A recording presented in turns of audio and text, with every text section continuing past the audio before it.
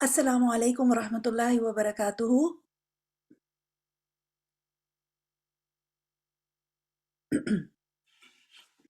अस्सलामु अलैकुम वरहमतुल्लाहि वबरकातुहू। कैसे हैं आप सब लोग?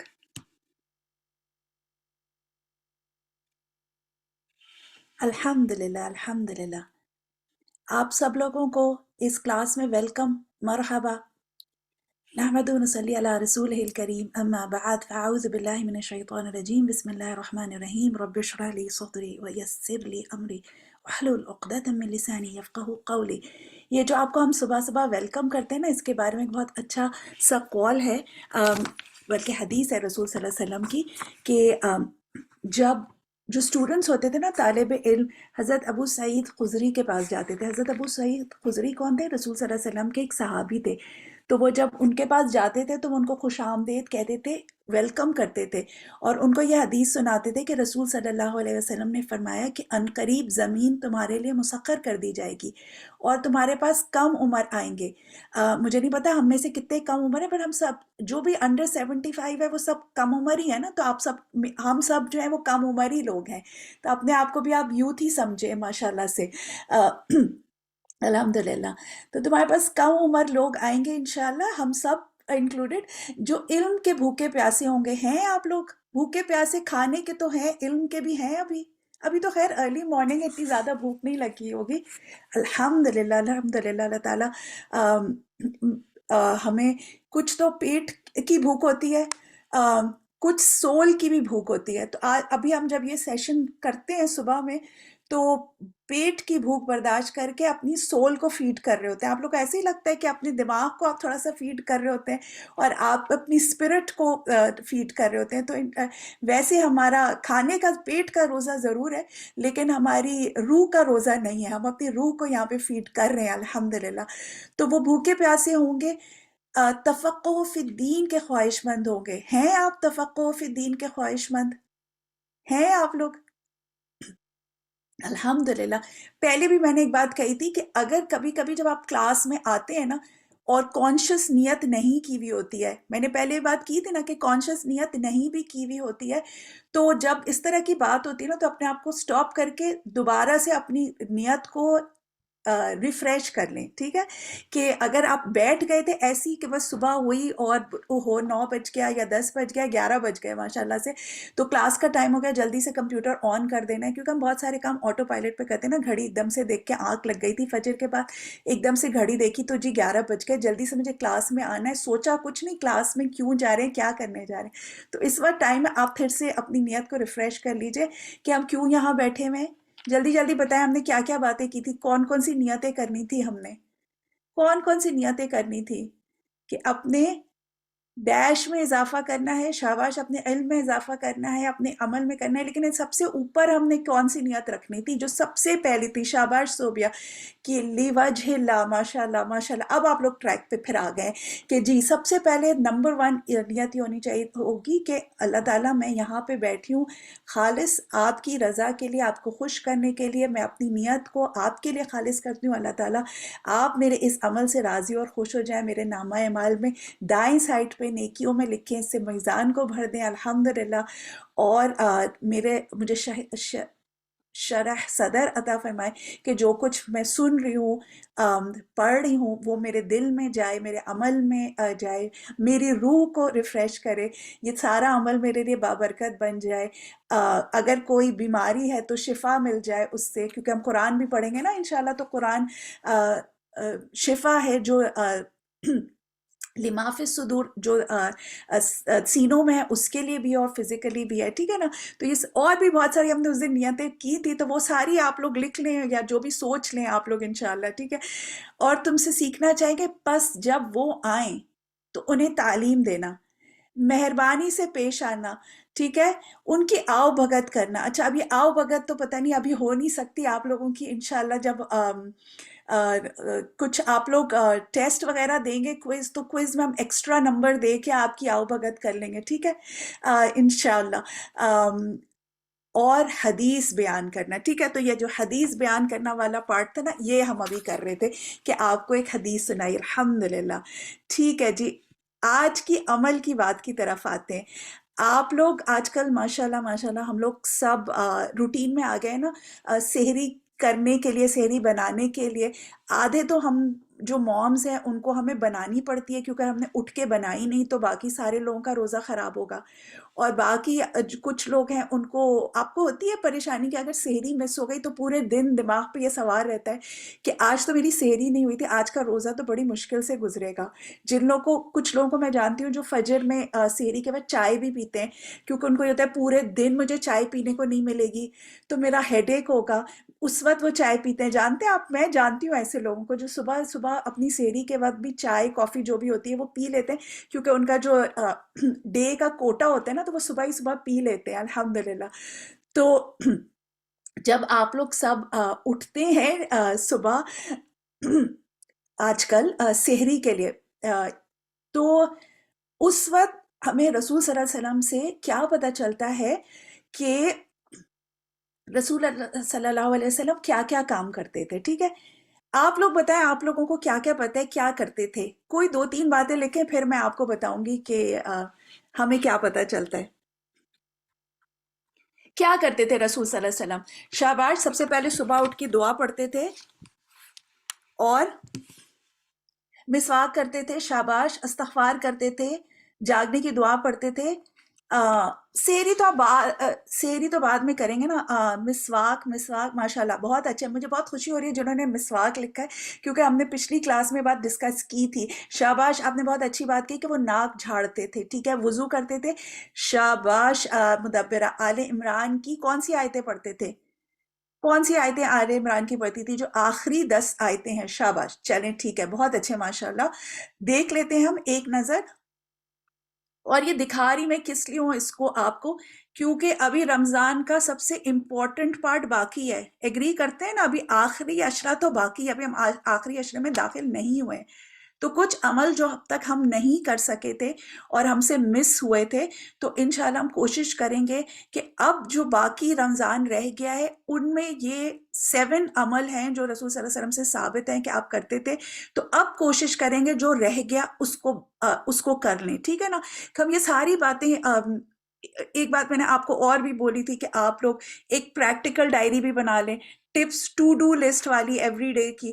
تو اس میں آپ یہ 7 سٹیپس لکھ لیں کہ آج کے بعد، آج رات سے مجھے یہ سارے کام بھی کرنے ہیں. جب میں فجر میں اٹھوں گی یا میں تہجد میں اٹھوں گی، تو سب سے پہلے رسول صلی اللہ علیہ وسلم کیا کرتے تھے کہ اٹھتے کے ساتھ نا اپنے چہروں کو ملتے تھے. ٹھیک ہے، مل کے نا اس پہ سے، جیسے بچے نہیں کرتے آنکھیں اٹھتے ہی رب کرتے ہیں، تو رسول صلی اللہ علیہ وسلم بھی یہ کرتے تھے کہ وہ اپنے چہرے کو ملتے تھے تاکہ اس سے نیند کے آثار مٹ جائیں. ٹھیک ہے، اور پھر فوراً اس کے بعد جو نیکسٹ سٹیپ وہ کرتے تھے وہ یہ کہ آپ اٹھنے کے بعد اللہ تعالیٰ کا ذکر کرتے تھے. ٹھیک ہے، تو اللہ کا ذکر کرنے میں وہ جو ہمیں صبح کے اذکار ہیں نا، جو دعائیں ہیں، جس میں 2 دعائیں میں نے آپ کے پاس یہاں پہ لکھی ہے. ایک تو شاید یہ کامن آپ لوگ سب کو پتہ ہوگی، الحمدللہ الذی احیانا بعد ما اماتنا والیہ النشور.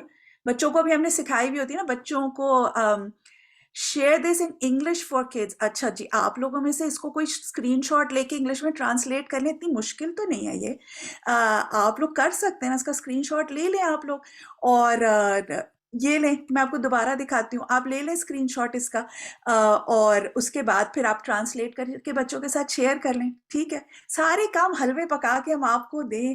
آپ وہ جو میں نے کہا تھا آؤ بھگت کرنے، اس کا مطلب یہ تھوڑی ابھی حلوہ کھلانا شروع کر دوں آپ کا. آپ کچھ خود محنت خود بھی کریں نا انشاءاللہ. اعوذ باللہ من الشیطان الرجیم. اچھا جی، اور دوسری یہ دعا ہے، الحمدللہ الذی عافانی فی جسدی ورد علی روحی وَأَذِنَ لِي بِذِكْرِي. ٹھیک ہے، کہ بِذِكْرَهُ، کہ اللہ تعالیٰ نے مجھے اپنے میرے جسم میں میری روح کو لوٹائے. کیونکہ آپ لوگوں نے پڑھا ہوگا کہ انسان کے اندر جب وہ سوتا ہے تو ایک روح قبض ہو جاتی ہے، اور پھر جب جاگتا ہے تو وہ لوٹائی جاتی ہے.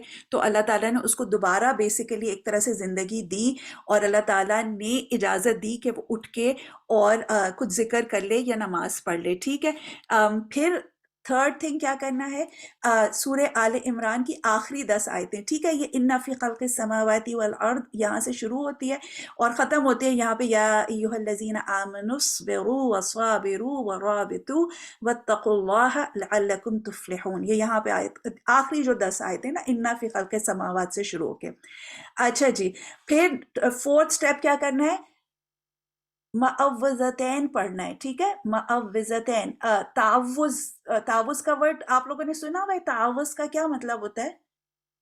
تعوذ کا کیا مطلب ہے؟ کسی نے سنا ہوا ہے ورڈ؟ ٹائپ کریں آنسر، اس کا کیا مطلب ہوتا ہے تعوذ؟ شاباش. تعوذ کہتے کس کو ہیں؟ تعوذ اعوذ باللہ کو کہتے ہیں نا، کہ تعوذ جی اعوذ باللہ سے ہے تعوذ. اعوذ باللہ کہنے کو کہتے، پڑھنے کو کہتے ہیں کہ اللہ تعالیٰ کی پناہ میں آنا. تو یہ جو سورہ فلق اور ناس ہے اس کو معوذتین کہتے ہیں، یعنی دو تعوذ والی چیزیں. وہ کیا ہے؟ ایک قل اعوذ برب الفلق ہے اور قل اعوذ برب الناس ہے. تو ان دونوں کو پڑھنا بھی جسٹ دیز ٹو اٹھ کے پڑھنا، یہ بھی ثابت ہے رسول اللہ صلی اللہ علیہ وسلم سے. پھر اس کے بعد کیا کرتے تھے رسول صلی اللہ علیہ وسلم کہ اب جاگنے کے بعد اپنے ہاتھ دھو لیتے تھے، ٹھیک ہے. ہاتھ دھونے کی کیا وہ ہے، حکمت ہے کہ رسول صلی اللہ علیہ وسلم نے کہا جب تم میں سے کوئی نیند سے بیدار ہو تو اپنے ہاتھ کو وضو کے پانی میں ڈالنے سے پہلے، یعنی بعض جگہوں پہ اسپیشلی بیک ہوم تو یہ ہوتا تھا نا کہ بالٹی میں پانی ہوتے تھے، تو آپ جب سو کے اٹھے تو رسول صلی اللہ علیہ وسلم نے کہا کیونکہ تم میں سے کوئی یہ نہیں جانتا کہ رات کو اس کا ہاتھ کہاں رہا ہے، یعنی رات کو ہو سکتا ہے کچھ گندا ہوا ہو کچھ، تو اگر پوری بکٹ رکھی ہوئی ہے وضو کی اس میں ہاتھ ڈالنے سے پہلے آپ ہاتھ واش کر لیں، ٹھیک ہے. جی بالکل، کہ مائٹ ٹچ آڈ پارٹ. یا اب آپ صبح صبح باتھ روم میں جاتے ہی اپنا برش بھی اٹھا رہے تو برش صاف ہے نا، تو اس کو چھونے سے پہلے نلکے کے نیچے اپنا ہاتھ دھو لیں، ٹھیک ہے. تو پہلے ہاتھ دھوئیں اور اس کے بعد مسواک اٹھائیں، پھر اس کے بعد آپ مسواک کریں گے. اگین پھر مسواک سے آپ طہارت حاصل کر رہے ہیں نا، اگر ہاتھ گندا ہے تو گندے ہاتھ سے پھر صاف چیز کو نہ ٹچ کریں، رائٹ. ایک یہ بھی حکمت ہے. بائی دا وے آپ لوگ اپنا مسواک رکھتے کہاں ہیں؟ ابھی مجھے ایک سائڈ کا پوائنٹ خیال آیا، مسواک آپ لوگ رکھتے کہاں ہیں؟ جو لوگ یوز کرتے ہیں انڈر دا سنک پلیز، کھلا نہ سنک باتھ روم میں نہ چھوڑا کریں. برش تو آپ کا باتھ روم میں ہوتا ہے نا، مسواک چونکہ کھلا ہوا ہوتا ہے نا اس کو باتھ روم میں نہ رکھا کریں، اس کو باتھ روم سے باہر رکھا کریں، ٹھیک ہے. یا اگر آپ نے جیسے کہا نا انڈر دا سنک، اگر آپ کے پاس ڈرار ہے آپ اس ڈرار میں رکھ سکتے ہیں تو ڈرار میں رکھیں، لیکن اس طرح کھلا نہ ایئر میں اس طرح باہر باتھ روم میں نہ چھوڑا کریں، ٹھیک ہے. یو ہیو مسواک وتھ کور، ماشاء اللہ بہت اچھی بات ہے. اور آخری عمل جو رسول صلی اللہ علیہ وسلم کرتے تھے 7واں، ناک جھاڑنا یعنی بلو دا نوز، ٹھیک ہے. چلے جی الحمدللہ. تو یاد رہیں گی 7 چیزیں. اور ماشاءاللہ آپ لوگ تو پہلے ہی یہ بات سوچ رہے ہیں کہ بچوں کے ساتھ بھی شیئر کرنا ہے، تو خود اب سب سے پہلے تو خود اپنے لیے لکھ لیں تاکہ ہم خود ان باتوں پہ عمل کر سکیں، اور اس کے بعد پھر دوسروں کے ساتھ بھی شیئر کریں، ٹھیک ہے انشاءاللہ جی. چلیں جی ہم اپنے لیسن کی طرف آتے ہیں. قصص القرآن کیا پڑھ رہے تھے ہم؟ مجھے صرف یہ بتا دیں چلیں کون سی سورہ کی آیتیں ہم پڑھ رہے تھے کل؟ آپ نے سورہ کا نام بتا دیں جس میں سے استاذہ ایکسپلین کری ہیں جو آیت ہے. شاباش، بارک اللہ فیکم. سورہ المائدہ ہے جو ہم پڑھ رہے ہیں، اور ہم اس میں کیا پارٹ پڑھ رہے ہیں؟ حابیل قابیل کے قصے میں ہم کہاں تک بات پہنچی ہے؟ حابیل اور قابیل کے قصے میں کل آپ نے کیا بات پڑھی تھی اس قصے میں؟ کوئی ایک بات. شاباش کہ اس نے قتل کر دیا ہے، اور قتل کرنا اس کے نفس کے لیے آسان ہو گیا تھا. اور ہم نے کیا پڑھا تھا؟ کوئی اور ایک کی ورڈ بتائیں گے کل کی کلاس میں سے تاکہ ہم آگے بڑھیں، مجھے تسلی ہو جائے کہ آپ لوگ. شاباش کہ اس کو ندامت ہوئی تھی. اور شاباش جو ہم نے پارٹ کل پڑھا تھا اس میں آپ لوگ ایک ورڈ. شاباش، میں کوے کے ورڈ کا انتظار کر رہی تھی. شاباش، جزاک اللہ خیر، بارک اللہ فی. میں یہ سننا چاہ رہی تھی کہ آپ لوگ وہ کوے کا ورڈ یوز کرتے ہیں کہ نہیں، کہ وہ اس سے استاذہ نے ایکسپلین کیا تھا نا. اور کوے آف آل دا اینیملز اللہ تعالیٰ نے کوا ہی کیوں بھیجا؟ کیا بتایا تھا استاذہ نے کل کہ کوا کس چیز کی علامت ہوتا ہے؟ شاباش، کوا ایک فاسق جانور ہے.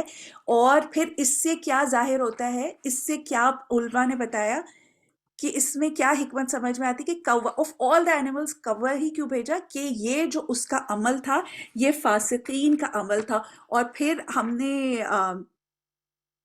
بہت ساری اور باتیں بھی کی تھیں کہ جو استاذہ آپ لوگوں کے سیلف انالیسس کے کویسچنز بتاتی ہیں کہ وہ کون سے عمل ہیں جو مجھے کرنا آسان ہے، کون سے عمل ہیں جو کرنا مشکل ہیں، اور اس کے پیچھے متحرک کیا ہوتا ہے، موٹیویشن کیا ہوتا ہے. مجھے صرف ون ٹائپ کرے، آپ میں سے کسی نے بھی وہ کیا ہو. اگر وہ سیلف انالیسس کلاس میں تو ہم لکھ لیتے ہیں، کسی کے پاس ٹائم تھا کہ وہ اس کو کرے. بارک اللہ فیک. میں آپ لوگوں کو بہت زیادہ ایڈوائز کروں گی، حالانکہ جب ہم کلاس میں بیٹھتے ہیں نا اور وہ استاذہ کویسچنز لکھتی ہیں، پھر بتاتی ہیں ہمیں سیلف انالیسس کی، اور آج بھی بتائیں گی، اگر آپ واقعی اس کو کریں نا، کیونکہ ہوتا یہ ہے پتہ ہے کیا، کہ ہم لوگ رمضان میں سمجھتے ہیں ہمارے پاس ٹائم ہم ویسٹ کر رہے ہیں اگر ہم بیٹھ کے یہ جرنلنگ کرنا شروع ہو جائیں. لیکن جس دن آپ نے جو لیسن پڑھا ہے نا، اس دن جو استاذہ نے آپ کو ایکٹیویٹی بتائی ہے، اگر آپ اس دن وہ ایکٹیویٹی کریں گے نا، وہ کام کر لیں گے، تو آپ کا دماغ بھی کھلا ہوا ہوگا، آپ اس لائن پہ سوچ سکتے ہیں. لیکن اگر آپ اس کو چھوڑ دیں گے نا، بعد میں آپ یہ کویسچن بھی پڑھیں گے نا، تو آپ کا دماغ نہیں کھلے گا اس ڈائریکشن میں کہ میں نے کیوں لکھا تھا، and you will not be able to think about it. لیکن جب آپ کے دماغ میں وہ آج کا lesson back of the mind چل رہا ہوتا ہے نا، تو پھر وہ انالیسس کرنا بھی آسان ہوتا ہے، اور وہ کویسچنس کے آنسر دینا بھی آسان ہوتا ہے. اور آپ کا کیا خیال ہے کہ استاذہ اتنا ٹائم لگا کے رمضان میں یہ سارے کویسچنز آپ کو کیوں لکھوا رہی ہیں؟ آپ کا ٹائم ویسٹ کرنے کے لیے. تو آپ یہ بھی شیطان کا بہکاوا ہے، اگر آپ یہ سمجھے کہ میرا اس سے بیکار میں ٹائم ضائع ہو رہا ہے، یہ بعد میں کر لوں گی، تو یہ ابھی ٹائم ہے. اور انشاءاللہ اللہ تعالیٰ آپ کو رمضان میں ہی اس عمل میں برکت دے گا. اور آپ خود نوٹس کیجئے گا کہ جب آپ یہ کریں گی نا، تو آپ خود دیکھیں گی کہ اس کا آپ کو فائدہ ہوا ہے انشاءاللہ. اور اس سے بہتر کیا ٹائم ہوگا کہ ہم رمضان میں اپنا انالیسس کر لیں، کیونکہ رمضان کا ایک مقصد یہ بھی تو ہے نا کہ خود احتسابی بھی تو کرنی ہے. متقین بننے کے لیے ہی تو استاذہ ہمیں یہ ساری باتیں سکھا رہی ہے کہ اپنے اندر جھانکے، اپنے خود کو پہچانے، اپنی غلطیوں کو پہچانے. جب پہچانیں گے نہیں تو اس کا علاج کیسے کریں گے؟ علاج تو بعد میں ہوگا نا، پہلے تو ہمیں خود پہچاننا ہوگا کہ ہمارے اندر کیا کیا خامیاں ہیں. اور جب وہ تزکیہ نفس جو ہوتا ہے نا، اس کے دو پارٹس ہوتے ہیں. ایک ہوتا ہے کہ اندر کی بری چیزوں کو باہر نکالنا، اور پھر اس کی جگہ نئی چیزیں لے کے آنا. یعنی فار ایگزامپل اگر میں بد زبانی کرتی ہوں، تو پہلے تو مجھے پہچاننا پڑے گا نا کہ میں دوسروں کے ساتھ اپنی فرینڈ سے تو بہت اچھے سے بات کرتی ہوں، لیکن ہسبینڈ کے ساتھ بدتمیزی سے بات کرتی ہوں، یا بچوں کے پر چیختی ہوں. تو اگر یہ میں اینالائز نہیں کروں گی اور یہ نہیں لکھوں گی، تو پھر اس کو چینج کیسے کر سکتی ہوں؟ ٹھیک ہے. تو انشاءاللہ اس نیت سے اللہ تعالیٰ کے ساتھ سے دعا کرتے ہوئے آپ کیا کریں کہ ایکٹیویٹی جو استاذہ آپ کو سکھاتی ہیں، کہ اللہ تعالیٰ مجھے شرح صدر عطا فرمائے کہ میں اپنی خامیاں پہچان سکوں. رمضان کے بابرکت مہینے میں مجھے میری غلطیاں دکھا دے، تاکہ میں اس کی اصلاح کر سکوں. کیوں؟ ابھی ہم انشاءاللہ پورا وہ توبہ کے بارے میں آج پڑھیں گے. اس کے پوائنٹ ضرور ابھی آپ لوگ لکھیے گا، کیونکہ ہم پھر انشاءاللہ جب ریویو کریں گے تو وہ پوائنٹ ضرور اٹھائیں گے کہ ہمیں توبہ کرنی کس طرح چاہیے، اور ہمارے توبہ کے ایلیمنٹس کیا ہونے چاہیے. تو انشاءاللہ ہم آغاز کرتے ہیں، اور غور سے سنیے گا. اور وہ والے جو پارٹس ہیں نا جہاں پہ استاذہ یہ آپ لوگ کو توبہ کرنے کے طریقے بتائیں گی، وہاں پہ ذرا غور سے آپ لوگ ذرا نوٹس لکھے گا. تو انشاءاللہ ہم بعد میں اس کو تھوڑا سا ایک دفعہ ریویو بھی کر لیں گے. چلیں ہم سٹارٹ کرتے ہیں. اعوذ باللہ من الشیطان الرجیم، بسم اللہ الرحمن الرحیم. أعوذ بالله من الشيطان الرجيم. بسم الله الرحمن الرحيم. الحمد لله رب العالمين. الرحمن الرحيم. مالك يوم الدين. إياك نعبد وإياك نستعين. اهدنا الصراط المستقيم.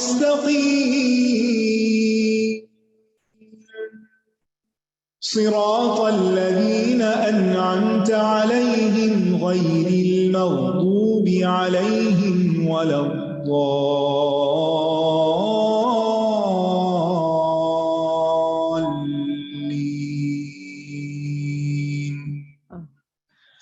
السلام علیکم ورحمۃ اللہ وبرکاتہ. کیا حال ہے آپ کا؟ الحمدللہ. ہم نماز کے طریقے کے بارے میں بات کر رہے تھے. اس سے پہلے ہم نے نیت کے بارے میں پڑھا تھا کہ نماز کے لیے نیت ضروری ہے. نیت کے بغیر نماز نہیں ہوتی. لیکن نیت کے لیے کوئی مخصوص الفاظ ہمیں نہیں بتائے گئے. تو ہم نماز کا آغاز کہاں سے کریں گے؟ پھر اللہ اکبر سے. اللہ اکبر کو تکبیر تحریمہ کہا جاتا ہے. اللہ اکبر تو تکبیر ہے، یعنی اللہ کو بڑا بتانا کہ اللہ سب سے بڑا ہے. اور تحریمہ کا مطلب یہ ہے کہ جب انسان اللہ اکبر کہہ دیتا ہے نماز کے آغاز میں تو اس کے بعد اس پر کچھ چیزیں حرام ہو جاتی ہیں، یعنی وہ بہت سی چیزوں کو ممنوع کر دیتا ہے، جیسے چلنا پھرنا، حرکت کرنا، کھانا پینا، بات چیت کرنا. یعنی ایک طرح سے وہ پوری دنیا سے اپنا رابطہ رشتہ کاٹ دیتا ہے اور پوری طرح اللہ سبحانہ تعالیٰ کی طرف متوجہ ہو جاتا ہے. تو نماز شروع کرنے کے لیے تکبیر کہنا لازم ہے، یعنی بہت ضروری ہے. اگر آپ چپ کر کے بس ہاتھ اوپر کر لیتے ہیں تو اس سے نماز نہیں ہوگی. حضرت علی رضی اللہ عنہ کہتے ہیں کہ رسول اللہ صلی اللہ علیہ وسلم نے فرمایا، نماز کی کنجی وضو ہے، اس کی تحریم اللہ اکبر کہنا ہے، اور اس کی تحلیل یعنی حلال ہونا السلام علیکم کہنا ہے. یعنی تین اہم چیزیں ہیں نماز کے لیے، ایک نماز سے پہلے، ایک نماز کے آغاز میں، اور ایک نماز کے اختتام پر. پہلے کیا ہے؟ وضو، پاک ہونا. آغاز میں کیا ہے؟ اللہ اکبر کہنا. اور اختتام پر السلام علیکم ورحمۃ اللہ، سلام پھیرنا دائیں اور بائیں. تکبیر تو زبان سے کہی جاتی ہے، لیکن اس کے ساتھ ساتھ ہاتھ بھی بلند کیے جاتے ہیں. نبی صلی اللہ علیہ وسلم کے بارے میں ہمیں پتہ چلتا ہے کہ آپ اپنے ہاتھ کبھی تکبیر کے ساتھ اٹھاتے، کبھی تکبیر کہنے کے بعد اٹھاتے، اور کبھی تکبیر کہنے سے پہلے، یعنی تینوں طرح جائز ہے. اب اس کی دلیل کیا ہے؟ نمبر 1، عبد الجبار بن وائل کہتے ہیں مجھ سے میرے اہل خانہ نے بیان کیا کہ ان سے میرے والد وائل بن حجر انہوں نے بیان کیا کہ انہوں نے رسول اللہ صلی اللہ علیہ وسلم کو دیکھا تھا کہ وہ تکبیر کے ساتھ ہاتھ اٹھاتے، یعنی اللہ اکبر کہنے کے ساتھ ہی ہاتھ اٹھا لیتے. دوسری روایت جو سنن ابی داؤد کی ہے، عبداللہ بن عمر رضی اللہ عنہما بیان کرتے ہیں کہ رسول اللہ صلی اللہ علیہ وسلم جب نماز کے لیے کھڑے ہوتے تو اپنے دونوں ہاتھ بلند کرتے. رفع یدین، رفع کا مطلب ہوتا بلند کرنا، یدین کا کیا معنی ہے؟ دونوں ہاتھ. اپنے دونوں ہاتھوں کو بلند کرتے حتیٰ کہ وہ کندھوں کے برابر آ جاتے. ٹھیک ہے، یعنی کندھوں کے برابر آ جاتے، پھر اللہ اکبر کہتے. پہلے ہاتھ اٹھاتے پھر اللہ اکبر کہتے. اسی طرح ایک اور روایت میں وہ کہتے ہیں میں لڑکا تھا، یعنی چھوٹا تھا، اور اپنے والد کی نماز کو نہیں سمجھتا تھا، تو مجھے وائل بن علقمہ بن وائل نے میرے والد وائل بن حجر کے بارے میں بیان کیا کہ وہ کہتے ہیں کہ جب رسول اللہ صلی اللہ علیہ وسلم نماز میں داخل ہوتے تو رفع الیدین کرتے، پھر تکبیر کہتے، یعنی پہلے ہاتھ اٹھا کے پھر اللہ اکبر کہتے. اسی طرح ابو قلابہ کی روایت میں ہے کہ انہوں نے مالک بن حویرث رضی اللہ عنہ کو دیکھا، جب وہ نماز پڑھتے تو اللہ اکبر کہتے پھر اپنے دونوں ہاتھ اٹھاتے، اور انہوں نے بیان کیا کہ رسول اللہ صلی اللہ علیہ وسلم ایسا ہی کیا کرتے تھے. تو تکبیر سے پہلے، تکبیر کے بعد اور تکبیر کے ساتھ تینوں طرح ہاتھ اٹھائے جا سکتے ہیں. اب ہاتھ اٹھانے کی کیفیت کیا ہوگی؟ آپ صلی اللہ علیہ وسلم ہاتھ اس طرح اٹھاتے تھے کہ آپ کی انگلیاں سیدھی ہوتی تھی، ایسے اکڑائی نہیں ہوتی تھی بلکہ سیدھی ہوتی تھی، لمبی ہوتی تھی، مڑی ہوئی نہیں ہوتی تھی. کچھ لوگ اللہ اکبر کہتے ہیں نا بس ایسے ہاتھ ٹیڑھے میڑے ہوتے ہیں، ایسے نہیں کہیں، ہاتھ سیدھے ہوں. ٹھیک ہے، نہ ہی ان میں فاصلہ ڈالتے نہ ہی ملا کے رکھتے، نہیں ایسے بھی جوڑ کے انگلیاں نہیں ہوتی تھی اور نہ ہی ایسے کر کے پورا پنجہ کھلا. تو کیسے ہوتے تھے؟ جیسے نیچرل، یعنی تھوڑی بہت کھلی اور تھوڑی بہت بند.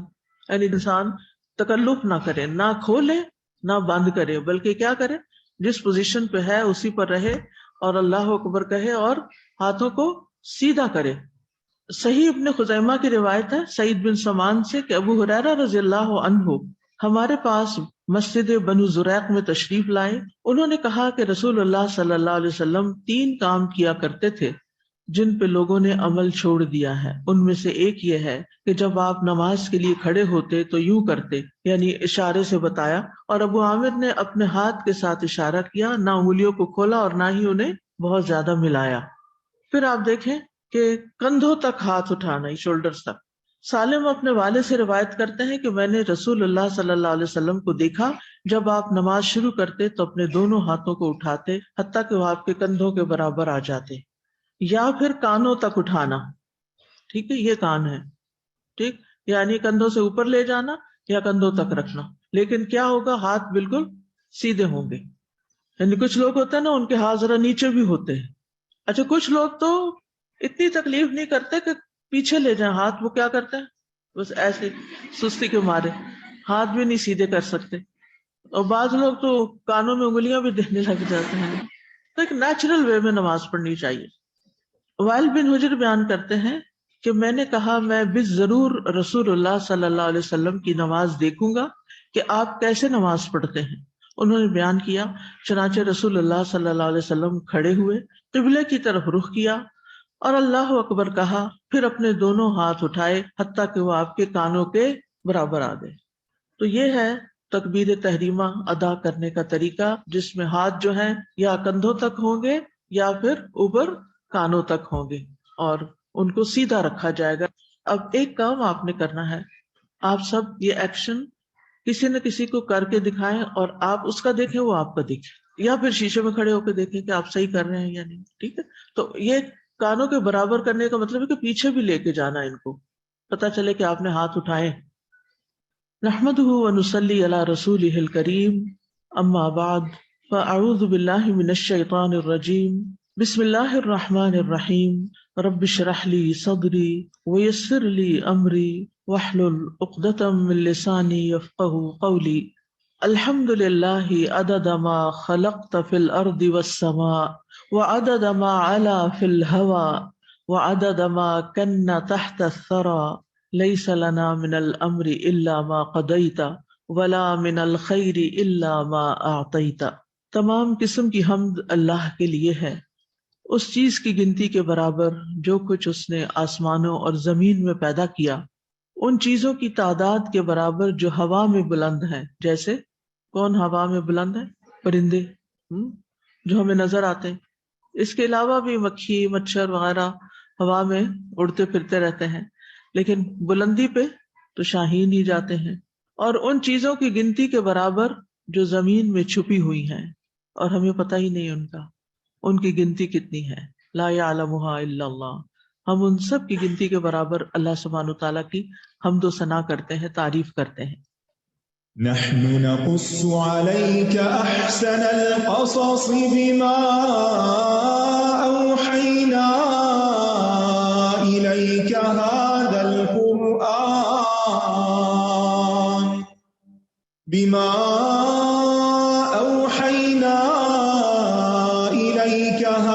القرآن وإن كنت من قبله لمن الغافلين. پچھلے سبق میں ہم نے پڑھا کہ قابیل نے اپنے بھائی کو مار ڈالا، پھر اسے سمجھ نہ آئی کہ وہ اس لاش کا کیا کرے. بالآخر اللہ تعالیٰ نے اس کی رہنمائی کے لیے کوا بھیجا، جس نے اپنے مردہ بھائی یعنی مردہ کبے کو دفنایا اس کے سامنے، اپنی چونچ اور اپنے پنجوں سے زمین کو کھودا، گڑھا بنایا، اس میں کبے کو ڈالا اور اوپر سے مٹی ڈال دی، اور یوں اس نے قابیل کو اپنے بھائی کی لاش کو دفنانے کا طریقہ سکھایا. قابیل یہ سارا منظر دیکھ رہا تھا. اس وقت وہ سوچنے لگا کہ مجھ میں اس کبے جتنی بھی عقل نہیں کہ میں اپنے بھائی کی لاش کو چھپا سکتا. خیر، اس نے بھی پھر اسی طرح گڑھا کھودا اور اپنے بھائی کی لاش کو زمین میں دبا دیا. فبعث الله غرابا يبحث في الأرض ليريه كيف يواري سوءة أخيه قال يا ويلتى أعجزت أن أكون مثل هذا الغراب فأواري سوءة أخي فأصبح من النادمين. پھر اللہ نے ایک کوا بھیجا جو زمین کھودنے لگا تاکہ وہ اسے دکھائے کہ وہ اپنے بھائی کی لاش کیسے چھپائے. کہنے لگا ہائے افسوس مجھ پر، کیا میں اس سے بھی عاجز ہو گیا کہ میں اس کوے جیسا ہو جاؤں کہ اپنے بھائی کی لاش چھپا سکوں. تو وہ پشیمان ہونے والوں میں سے ہو گیا، ندامت اٹھانے والوں میں سے ہو گیا. تو فبعث اللہ غرابا یبحث فی الارض، اللہ نے کوا بھیجا. بعث کا معنی ہے بھیجنا، یعنی اللہ نے اس کے دل میں الہام کر دیا کہ وہ قابیل کے سامنے جا کر یہ عمل کرے. اور کوے کو خاص بھیجنے کی حکمت کیا ہے کہ کوا حدیث کے مطابق ایک فاسق جانور ہے، اور قابیل کو یہ احساس دلانا بھی مقصود ہے کہ جو کام اس نے کیا ہے وہ کام فاسقوں جیسا ہی ہے.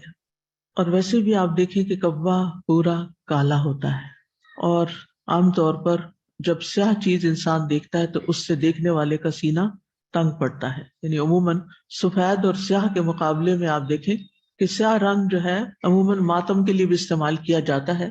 یہاں اس کا مطلب یہ نہیں کہ ہم ان چیزوں کو اپروو کریں، مراد اس سے یہ ہے کہ کوے کا انتخاب بھی کچھ خاص حکمتوں کی بنا پہ کیا گیا، اور وہ بھی سمبلائز کرتا ہے. اصل حکمت تو اللہ ہی کو معلوم ہے، اور اصل حکم بھی اللہ ہی کا ہے، وہ جو چاہے کرے. لیکن ہمیں ہر چیز پر غور و فکر کی عادت ہونی چاہیے، کویسچن کرنا چاہیے کہ آخر کوا ہی کیوں، اس میں اور کیا چیزیں ہو سکتا ہے کہ اس سے ہمارے دل میں مزید کوے کے بارے میں جاننے کا شوق پیدا ہو، کیونکہ اللہ تعالیٰ نے زمین پر کوئی بھی چیز بیکار نہیں بنائی. لیکن عموماً ہم اللہ تعالیٰ کی مخلوق پر غور نہیں کرتے اور ان سے سبق نہیں سیکھتے. انسان نے پرندوں سے بہت کچھ سیکھا بھی ہے، اور پرندوں کے بہت سے فائدے ہیں ہماری زندگی میں. بہت سے پرندے خوراک کے کام آتے ہیں، جیسے چڑیا وغیرہ. کبھی کھائی ہے چڑیا؟ پھر کیا کھایا؟ اسی طرح بٹیر. اور کون سا پرندہ کھایا ہے؟ کوئی کوا وغیرہ تو نہیں کبھی کھایا ہے؟ کیونکہ سارے پرندے حلال بھی نہیں ہیں.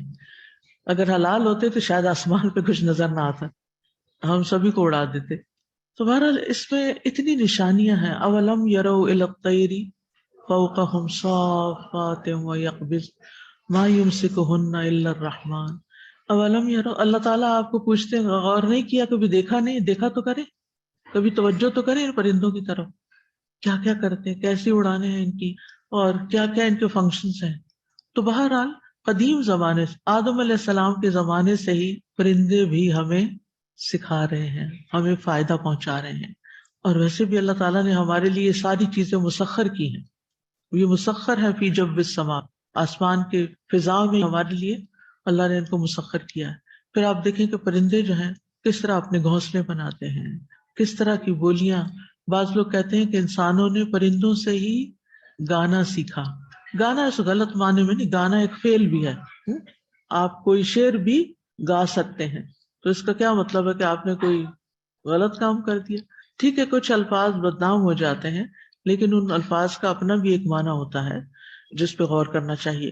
تو کہتے ہیں کہ پرندوں سے انسان نے پھر مختلف طرح کی آوازیں نکالنی سیکھی اور لے بنانی سیکھی.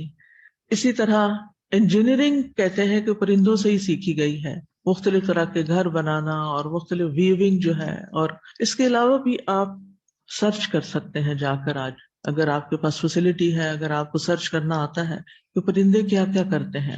بعض علاقوں میں یعنی ان کو وہاں پر نرچر کیا جاتا ہے تاکہ ان کی وجہ سے زمین کے اندر نیچرل فرٹیلائزرز آئیں، ان کی بیٹ کی وجہ سے.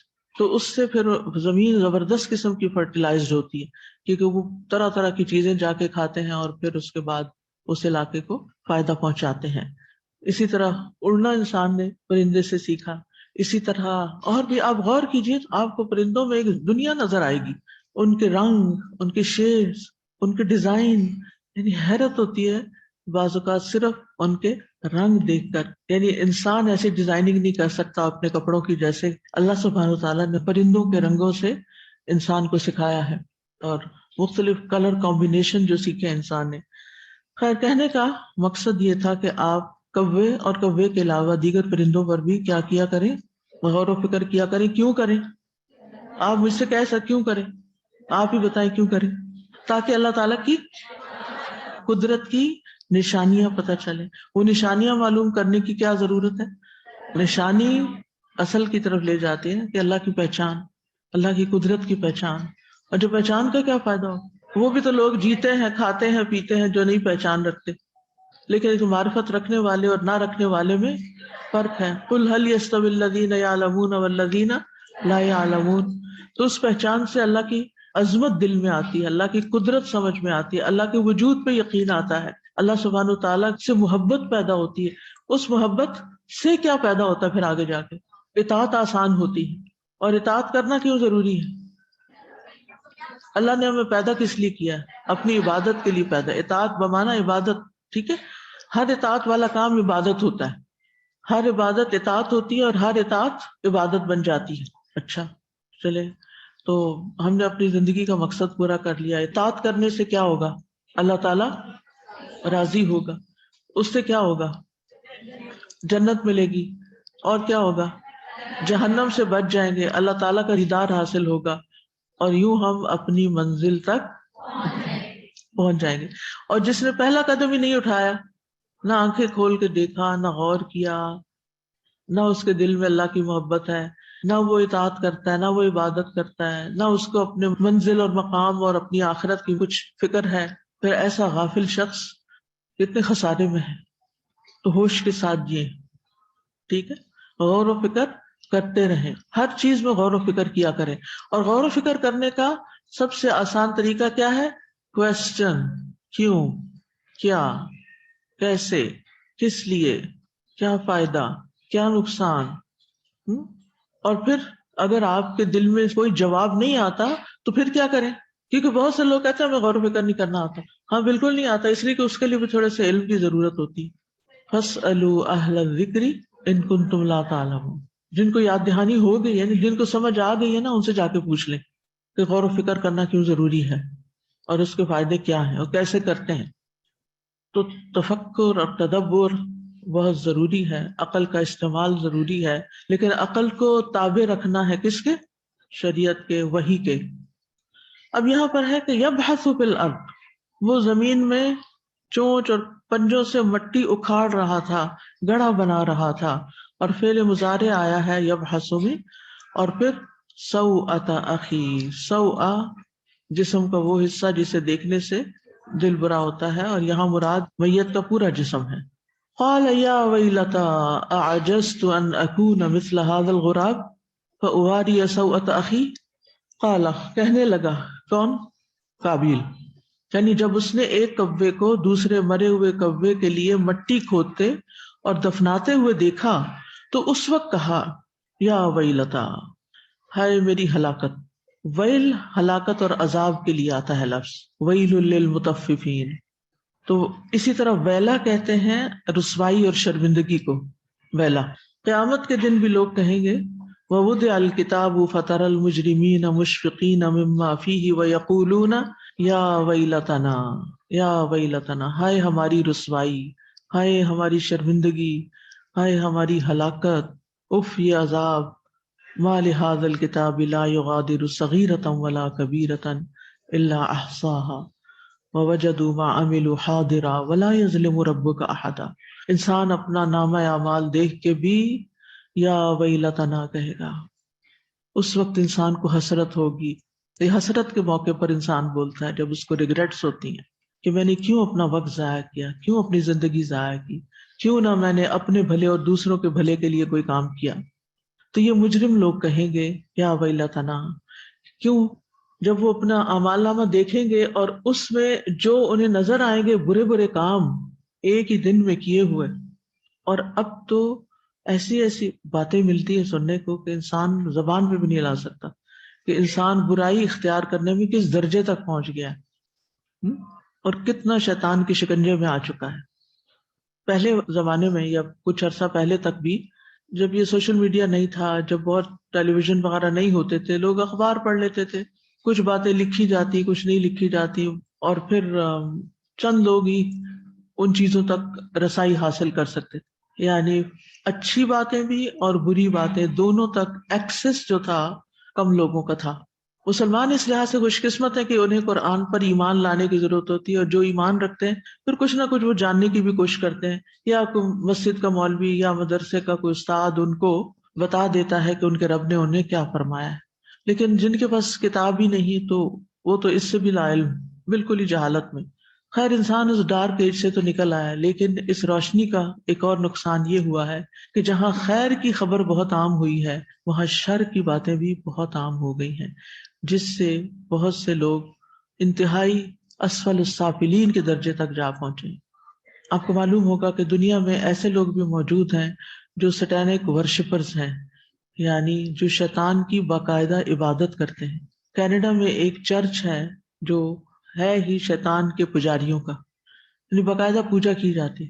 اور شیطان کی پوجا کرنے کے لیے ایسا نہیں کہ کوئی نماز باقاعدہ پڑھی جا رہی ہو یا جیسے بتوں کی پوجا ہوتی ہے، اس کی پسند کے کام کیے جاتے ہیں جس میں انتہا درجے کے گناہ ہوتے ہیں اور انتہا درجے کی فحاشی بعض اوقات اور ایسی چیزیں کہ جس سے انسان کی فطرت بھی بھاگتی ہو.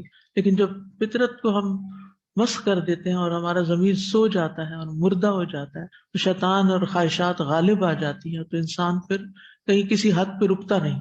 اس میں بدترین چیزیں بھی سامنے آئی ہیں جو میں اپنی زبان پہ نہیں لانا چاہتی، لیکن ایسے ہی اعمال جب قیامت کے دن انسان کے ہاتھ میں اس کا اعمال نامہ دے دیا جائے گا اور وہ کتاب سامنے آئے گی تو اس کو دیکھ کے پھر انسان کا حال کیا ہوگا. یا ویلتا، ہائے میری بربادی، ہائے میری رسوائی، شرمندگی، وہ کسی کو دکھا نہیں سکے گا. اس کے برعکس نیک انسان کیا کرے گا اپنے اعمال نامے کو؟ ہاؤ مقرؤ کتابیہ، آؤ میرا اعمال نامہ پڑھو، یہ لو میرا نامہ اعمال، اقرؤ پڑھو، تم بھی پڑھ کے دیکھو.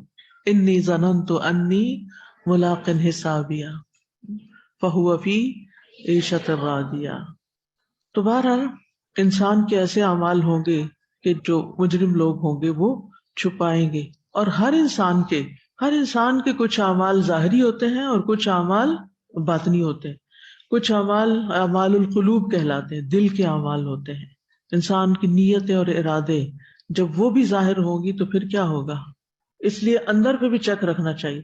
شیطان وسوسہ ڈالے گا، نفس آپ کو اکسائے گا، لیکن ان کو کنٹرول کرنے کا طریقہ ایک ہی ہے، ان کے خلاف جائیں. جب یہ کوئی برے برے خیالات ڈالیں تو آپ اس کے اپوزٹ کریں اور اس سے پھر بچیں، نکالیں ان چیزوں کو، مٹائیں اپنے ذہن سے، تو انشاءاللہ آپ کے اعمال نامے سے بھی مٹ جائیں گی.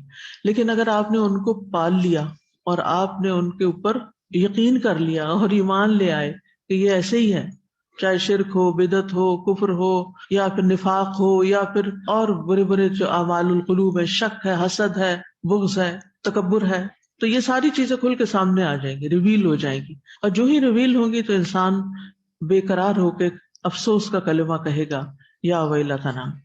یہ یا ویلتنا جو ہے یہ بھی اصل میں یا ویلتا ہی ہے یا ویلتی ہے. یہ لفظ اس وقت بولا جاتا ہے جب کوئی بڑی مصیبت آ جائے. جیسے ہم اردو میں کیا کہتے ہیں، ہائے میری شامت کہتے ہیں، کبھی سنا ہائے میری شامت؟ یا اور کیا کہتے ہیں، ہائے کے ساتھ اور کیا کہتے ہیں، ہائے افسوس.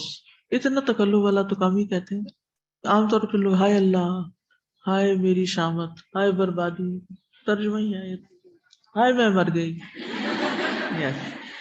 یہ اس کے قریب قریب ہے، ہائے میں مر گئی. تو یہ اس وقت کہا جاتا ہے جب کوئی اچانک ایسی چیز سامنے آ جاتی ہے جو انسان ایکسپیکٹ نہیں کر رہا ہوتا، یا پھر کسی ایسے عمل کے نتیجے میں اس کو شرمندگی اور رسوائی ہوتی ہے. اب یہاں جس وقت یہ سارا ایکشن ہو رہا ہے، پرندہ کھود رہا ہے قبر کو، اور اس کے تو اب یہ اس کے دل میں یہ ساری سیلف ٹاک چل رہی ہے جس کو اللہ تعالیٰ نے ریویل کر کے کتاب میں لکھ دیا، کیونکہ وہاں کوئی تیسرا آدمی تو نہیں تھا، اکیلا ہی تھا وہ. تو یہ سب کچھ باتیں کہاں کر رہا تھا وہ، یا ویلتا اعجزت مثل هذا الغراب فواری سوء اخی. یہ باتیں دل میں ہو رہی تھی. تو دل کی باتیں بھی ظاہر کر دی جائیں گی. اور یہاں پر کوئی اس کو ابھی کچھ بھی نہیں کہہ رہا، نہ کوئی ملامت کر رہا ہے، نہ کوئی باہر سے اس کو برا بلا کہہ رہا ہے، نہ کوئی اس کے مارنے کے پیچھے دوڑ رہا ہے، نہ کوئی عذاب ہے اس کے سامنے. عام طور پر جب انسان بڑے سے بڑا بھی گناہ کرتا ہے تو فوری پکڑ نہیں آتی، عموماً کبھی کبھی آ جاتی، فوری پکڑ نہیں ہوتی. لیکن ایک عذاب فوری طور پہ آتا ہے، اور وہ عذاب کہاں کا ہے؟ اندر کا عذاب ہے. انسان کے اندر ایک جنگ چل پڑتی ہے، انسان کے اندر ایک شرمندگی اور ایک ندامت اور ایک بے چینی اور بے قراری اور بدمزگی اور پھر یہ بدلتے بدلتے کبھی ڈپریشن میں چیزیں بدل جاتی ہیں، اور کبھی کسی اور انگزائٹی میں، اور کبھی جو نام مرضی دیں اس کو، لیکن یہ اندر کا عذاب تو گناہ کے فوراً بعد ہی شروع ہو جاتا ہے۔ لذت تو چند سیکنڈ کی ہوتی ہے، لیکن ریگریٹس اور بے چینی اور یہ عذاب بہت بڑا ہو جاتا ہے۔ تو گویا وہ اس وقت پکار رہا ہے کہ یا ویلا، یا کہہ کے کسی کو پکارتے ہیں جیسے کہ کوئی تباہی ہی آ جائے، یعنی اے تباہی تو آ جا، میں نے جو کچھ کیا ہے۔ اب اس نے اپنی شامت بلا لی، شامت بلانا۔ اعجزت، کیا میں عاجز آ گیا؟ یہاں اپنے آپ کو ڈانٹ رہا ہے، میں اس سے بھی گیا گزرا ہوں، میں اس سے بھی عاجز ہو گیا ہوں، مجھ سے یہ بھی نہ ہو سکا، اتنا بے بس ہوں کہ میں اس کوے جیسا ہو جاؤں۔ کیونکہ انسان کا مقام تو تمام جانوروں سے بلند ہے، اللہ نے انسان کو بلندی عطا کی، عزت عطا کی، وَلَقَدْ كَرَّمْنَا بَنِي آدم، تو اس کا مقام تو سب سے بڑا ہے، لیکن وہ اس وقت کس درجے پہ جا گرا ہے، کس کھڈے میں جا گرا ہے۔ فَأَصْبَحَ مِنَ النَّادِمِينَ، تو وہ ندامت اٹھانے والوں میں سے ہو گیا، نادم ہو گیا، یعنی دفن تو کر دیا اس نے، لاش تو چھپا دی، لیکن اس واقعے کے بعد بہت نادم ہوا، بہت شرمندہ ہوا۔ لیکن کیا اب شرمندگی کا کوئی فائدہ تھا؟ نہیں۔ اب دیکھیے کہ یہ ندامت جو تھی اس میں حسرت بھی تھی، افسوس بھی تھا۔ ندامت میں بھی حسرت اور افسوس ہوتی، لیکن تھوڑا تھوڑا فرق ہے۔ ندامت جو ہے یہ دل کے اعمال میں سے ایک عمل ہے۔ بعض اوقات ہم دل میں نادم ہوتے ہیں لیکن اوپر سے ہم ظاہر نہیں کر رہے ہوتے، اور اس کا تعلق ندامت کرنے والے کے عمل سے ہے، نہ کہ کسی اور کے فعل سے۔ یعنی ندامت صرف اس کو ہوتی ہے جس نے خود کوئی ایسا کام کیا ہو جو باعث ندامت ہو، اور کبھی وہ ایسی چیز پر ندامت کرتا ہے جس کا کھونا کوئی زیادہ بڑی چیز نہ ہو۔ تو ندامت کے کئی درجے بھی ہیں، اس میں سے ایک حسرت ہے۔ شدید ندامت کے لیے حسرت کا لفظ بھی آتا ہے، حتیٰ کہ انسان اپنے فائدے کے لیے کچھ بھی نہ کر سکے۔ اور افسوس کہتے ہیں کہ آپ سے کوئی عمل چوک جائے، کوئی اپرچونٹی چلی جائے، یا دوسرے کے عمل سے کچھ کرنے سے رہ جائے۔ مثلاً آپ نے کسی کو کہا کہ فلاں کو یہ میسج کر دو، اور اس نے وقت پہ میسج نہیں کیا۔ اب یہ آپ کا عمل نہیں، آپ نے تو میسج دے دیا تھا کہ یہ آگے پہنچا دیا جائے تاکہ جس سے متعلق وہ میسج آئے وہ کسی تکلیف میں نہ پڑے۔ اسے کسی نے آپ سے ٹائم لیا کہ وہ آپ سے ملاقات کرنا چاہتے ہیں، لیکن انسان ہے، مجبوریاں ہو جاتی، کوئی وجہ بن گئی، نہیں آ سکتے۔ اب اس نے کسی کو میسج دیا کہ ان کو بتا دینا کہ میں آج نہیں آ سکتا، اور بیچ والے شخص نے کیا کیا؟ بھول گیا، دیا ہی نہیں، یا وقت پہ نہیں دیا۔ اب نتیجہ کیا ہوگا؟ افسوس۔ کس کو؟ جس نے میسج بھیجا اس کو بھی، اور جس تک نہیں پہنچا اس کو بھی۔ کس پر؟ ان کا اپنا عمل تھا یا کمزوری تھی کوئی؟ نہیں، بیچ والا بندہ، جو بیچ کا بندہ تھا، جب اس نے ذمہ داری نہیں نبھائی تو دونوں طرف افسوس ہوا۔ تو افسوس جو ہوتا ہے وہ کبھی اپنے عمل پر بھی ہوتا ہے اور کبھی کسی دوسرے کے عمل سے بھی ہوتا ہے۔ تو افسوس کہتے ہیں کہ یعنی آپ سے کوئی عمل چوک جائے، اپرچونٹی چلی جائے، یا کوئی دوسرا وہ کام نہ کر سکے۔ اور افسوس کرنے والے کے اندر ایک غصہ بھی ہوتا ہے جب اس سے کوئی کام نہیں ہوتا۔ فَلَمَّا آسَفُونَا انتَقَمْنَا مِنْهُمْ، پھر جب انہوں نے ہمیں غصہ دلایا، یہاں آصف افسوس کا لفظ استعمال ہو رہا ہے، کیونکہ افسوس کے اندر غصہ بھی ہوتا ہے۔ کس کس کو غصہ ہوگا؟ اس افسوس کے ساتھ غصے میں کون آئے گا؟ جس نے میسج دیا اس کے اندر افسوس کے ساتھ کیا ہوگا؟ غصہ ہوگا، اور جس تک میسج نہیں پہنچا اس کو بھی افسوس کے ساتھ کیا ہوگا؟ غصہ۔ قدرتی بات ہے۔ وہ کس پہ غصہ کر رہا ہوگا؟ جس نے میسج بھیجا، اس کو نہیں پتا بیچ میں کوئی اور ہے۔ اس لیے ہمیں ہمیشہ غصہ بھی سوچ سمجھ کے کرنا چاہیے، اور اپنے بھائی کو یعنی معذور سمجھنا چاہیے۔ ہم بازو کا سمجھتے ہیں اس کی غلطی ہے، اس نے مجھے وقت پہ نہیں بتایا، حالانکہ اس نے بتا دیا ہوتا ہے، غلطی کسی اور کی ہوتی ہے، اور ہم بدگمانیاں کسی اور سے کر رہے ہوتے ہیں۔ اس لیے جلد بازی جو ہے نا یہ بہت سے کام خراب کرتی۔ پہلے معاملے کی تحقیق کر لیں۔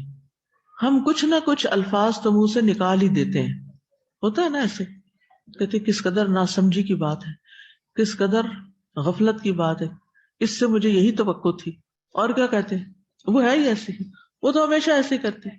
پہلے سے اگر اس بیچاری سے کوئی ایسا کچھ ہو چکا ہو تو پھر تو پکا ٹھپا لگتا ہے کہ اسی کی غلطی ہے، اچھا جب بعد میں آپ کو پتہ چلتا ہے تو پھر اصبح من النادمین کون ہوتا ہے؟ پھر آپ خود ہوتے ہیں. پھر آپ کا یہ افسوس اور غصہ کس میں بدل جاتا ہے؟ ندامت میں. تو یہاں ندامت شروع ہوتی. تو یہ تینوں لفظ جو ہے نا یہ اکٹھے ہی کام کر رہے ہوتے ہیں. ایک سے آغاز ہوتا ہے، دوسرے میں کنورٹ ہو جاتے، دوسرے سے تیسرے میں. تو یہاں سوال یہ پیدا ہوتا ہے کہ قابیل نے حسرت کا لفظ استعمال نہیں کیا، افسوس کا کلمہ استعمال نہیں کیا، بلکہ ویل کا کیا. وہ کیوں؟ یعنی عام طور پر جب انسان دکھی ہوتا ہے تو عربی میں کہتے ہیں یا اسفا واہ حزنا، تو اس نے کہا یا ویلتا، یعنی ہلاکت اور تباہی کو پکارا. کیونکہ اب یہاں افسوس اور غمزدہ ہونے سے فائدہ کوئی نہیں تھا. افسوس کرنے اور غمزدہ ہونے کا فائدہ نہیں تھا، لہٰذا اس نے اگلے درجے پہ جا کے اپنی ہلاکت کو پکارا. اللہ تعالیٰ کا یہ فرمان جو ہے نا فَأَصْبَحَ مِنَ النَّادِمِينَ، اس کے بارے میں حسن بصری کہتے ہیں اللہ نے خسارے کے بعد اس پر ندامت کو غالب کر دیا. پچھلی آیت میں تھا نا کہ وہ خاسرین میں ہو گیا، اور یہاں کیا ہے؟ نادمین میں سے ہو گیا. تو خسارہ تو ہے ہی، اس کے ساتھ ندامت بھی. اب ایک اور سوال پیدا ہوتا ہے کہ قابیل کس بات پہ نادم ہو رہا تھا؟ آپ کے ذہن میں کیا آتا ہے؟ آپ کا کیا خیال ہے؟ قابیل کیوں نادم ہو رہا ہے؟ کیوں شرمندہ ہو رہا ہے؟ کیوں ہائے یا ویلتا کر رہا ہے؟ یعنی عام طور پر یہ ہوتا ہے کہ جب انسان گناہ کر رہا ہوتا ہے نا تو اس وقت اس کی شہوت، خواہش، نفس کی جو قوت ہے وہ اس پر غالب آ جاتی اور انسان اس کے ہاتھوں مغلوب ہو کے کام کر جاتا ہے. جیسے غصے کے وقت انسان کی عقل ماری جاتی ہے، لیکن جب وہ غصہ ٹھنڈا ہوتا ہے، جب وہ موقع گزر جاتا ہے تو پھر اس کے بعد انسان کا شعور بیدار ہوتا ہے، اس کی آنکھیں کھلتی ہیں، نفس ٹھنڈا ہو کے سو جاتا ہے، وہ تو پیچھے چلا جاتا ہے. اب ضمیر جاگتا ہے، نفس لوامہ جاگتا ہے اور وہ اس کو ملامت کرنے لگتا ہے، اگرچہ وہ پہلے بھی کام کر رہا تھا، اس کو روک رہا تھا. یعنی گناہ کے آغاز میں بھی نفس لوامہ کام کر رہا ہوتا ہے، لیکن نفس امارہ غالب ہوتا ہے. اب کیا ہو جاتا ہے جب گناہ ہو گیا تو نفس امارہ پیچھے چلا گیا، اب لوامہ اوپر آ گیا. اب انسان اپنے آپ کو ملامت کرتا ہے کہ اس نے کر کیا دیا. یعنی بھائی کو ٹھکانے لگا کے جلدی بات سمجھ آ گئی کہ اس عمل کی وجہ سے اس کے والد والدہ اور اس کے بہن بھائی اس سے ناراض ہو گئے اور اس کو بھی ندامت ہوئی. بعض اوقات ہم جب کوئی گناہ کرتے ہیں کسی کو نہیں پتا چلتا تو بھی ہم نادم ہوتے ہیں، لیکن اگر وہ کسی کو پتا چل جائے اور بے عزتی بھی ہو جائے تو پھر کتنی ندامت ہوتی. قابیل کو اس بات پہ ندامت نہیں تھی کہ اس نے کوئی حرام کام کیا، کیونکہ اگر یہ ندامت ہوتی تو یہ توبہ میں بدل جاتی، وہ توبہ کر لیتا، اور توبہ کر لیتا تو اس کا خسارہ بھی ہٹ جاتا، ندامت بھی ختم ہو جاتی آہستہ آہستہ، اور پھر وہ ایک نارمل زندگی بسر کرنے لگتا. لیکن یہاں پر اس نے جو کام کیا اس سے نہیں باز آیا، اس کو وہ جسٹیفائی کر رہا تھا، اس کو وہ صحیح سمجھ رہا تھا. بعض اوقات انسان غلط کام کرتا ہے اور غلط کام کر کے اس کو صحیح بھی قرار دیتا ہے، اس کے باوجود بھی اس کو ریگریٹس ہوتی ہیں، اور خصوصاً جب لوگوں کی باتیں سننے کو ملے یا لوگوں کی نظروں میں انسان گر جائے. بہت دفعہ ایسا ہوتا ہے نا، کسی کی نظروں میں آپ گرتے ہیں تو پھر آپ کہتے ہیں میرا یہ تو مطلب نہیں تھا جو لوگ سمجھ رہے ہیں، لوگ مجھے غلط سمجھ رہے ہیں، یہ میرا مقصد نہیں تھا، میں نے یہ اس لیے نہیں کیا تھا. آپ اپنے آپ کو تسلیاں دے رہے ہوتے ہیں لیکن لوگ آپ کی بات نہیں مان رہے ہوتے، لہٰذا مسئلہ حل نہیں ہوتا. تو قابیل کو اپنے فعل پہ ندامت نہیں تھی، کیونکہ فعل پہ پشیمانی ہوتی تو توبہ کرتا اور گناہ معاف ہو جاتا. اور دنیا میں جو بھی کوئی قتل ہوتا ہے اس قتل کے گناہ کا ایک حصہ اس پہ نہ جاتا، کیونکہ اگلی آیت سے پتہ چلتا ہے کہ دنیا میں جو بھی قتل ہوتا ہے، بچے کا، بڑے کا، بوڑھے کا، عورت کا، مرد کا، کالے کا، گورے کا، جب کوئی قتل ہوتا ہے تو قاتل کا گناہ قاتل کو بھی ملتا ہے اور اس کا ایک حصہ قابیل کے حصے میں بھی جاتا ہے. تو اس سے یہ پتہ چلتا ہے کہ اس نے توبہ نہیں کی. ٹھیک ہے، یعنی قابیل کی ندامت توبہ کی ندامت نہیں تھی. ابن عباس کہتے ہیں اگر یہ ندامت فعل کے کرنے پہ ہوتی کہ میں نے غلط کیا، I was wrong، ربنا ظلمنا انفسنا، یا انی ظلمت نفسی ظلما کثیرا، یا لا الہ الا انت سبحانک انی کنت من الظالمین، جو یہ جملے بولتا ہے، جو یہ کہتا ہے تو اس کی تو توبہ قبول ہو جاتی ہے. لیکن وہ کہتے ہیں کہ اگر یہ ندامت فعل کے کرنے پہ ہوتی تو توبہ سمجھی جاتی. تو اس کو قتل پہ ندامت نہیں تھی، بلکہ جو اس سے اس وقت فعل ہو گیا تھا اور چونکہ ایک کبیرہ گناہ تھا اور ایک انتہائی غلط کام تھا، اور بھائی کو چونکہ اپنے ہاتھ سے زمین میں ڈال رہا تھا. کبھی دفنانے کا عمل ویڈیوز وغیرہ میں تو دیکھتے ہیں ہم، خواتین قبرستان جا کے کبھی نہیں دیکھتی، نہ قبر کھودنے کا عمل، نہ جھانکنے کو جانا بھی نہیں چاہیے، جانے کی بھی اجازت نہیں ہے، منع کیا گیا خواتین کو. لیکن کبھی تجربہ کرنا ہو نا تو کسی کچی زمین پہ بیٹھ کے، ابھی چھٹیاں ہو رہی ہیں، اگر آپ لوگ اپنے گاؤں میں جائیں یا عید پر کبھی کسی ایسی جگہ پر جائیں، اور موسم بہار بھی ہے، شجر کاری کا موسم ہے، کوشش کریں کوئی بیج اگا دیں، کوئی پودے لگا دیں، کچھ نہ کچھ کر کے آئیں، صدقہ جاریہ کا کام. تو یہ جو زمین میں کوئی چیز کھودتے ہیں اور پھر اس میں ڈالتے ہیں، پھر اس کو بند کرتے ہیں، بذات خود یہ عمل جو ہے نا، یہ زمین کے اندر کسی چیز کو چھپانے کا عمل، یہ ایک سینس آف لاس دیتا ہے انسان کو، کوئی اچھی فیلنگ نہیں آتی چاہے کہ آپ اچھا کام کریں. ریسنٹلی میں نے ایک درخت لگایا، تو جب اس میں مٹی ڈال رہی تھی تو اس کی وہ جڑیں اور وہ چیزیں چھپ رہی تھی، میں کہتی اب یہ ہمیشہ کے لیے چھپ گئی.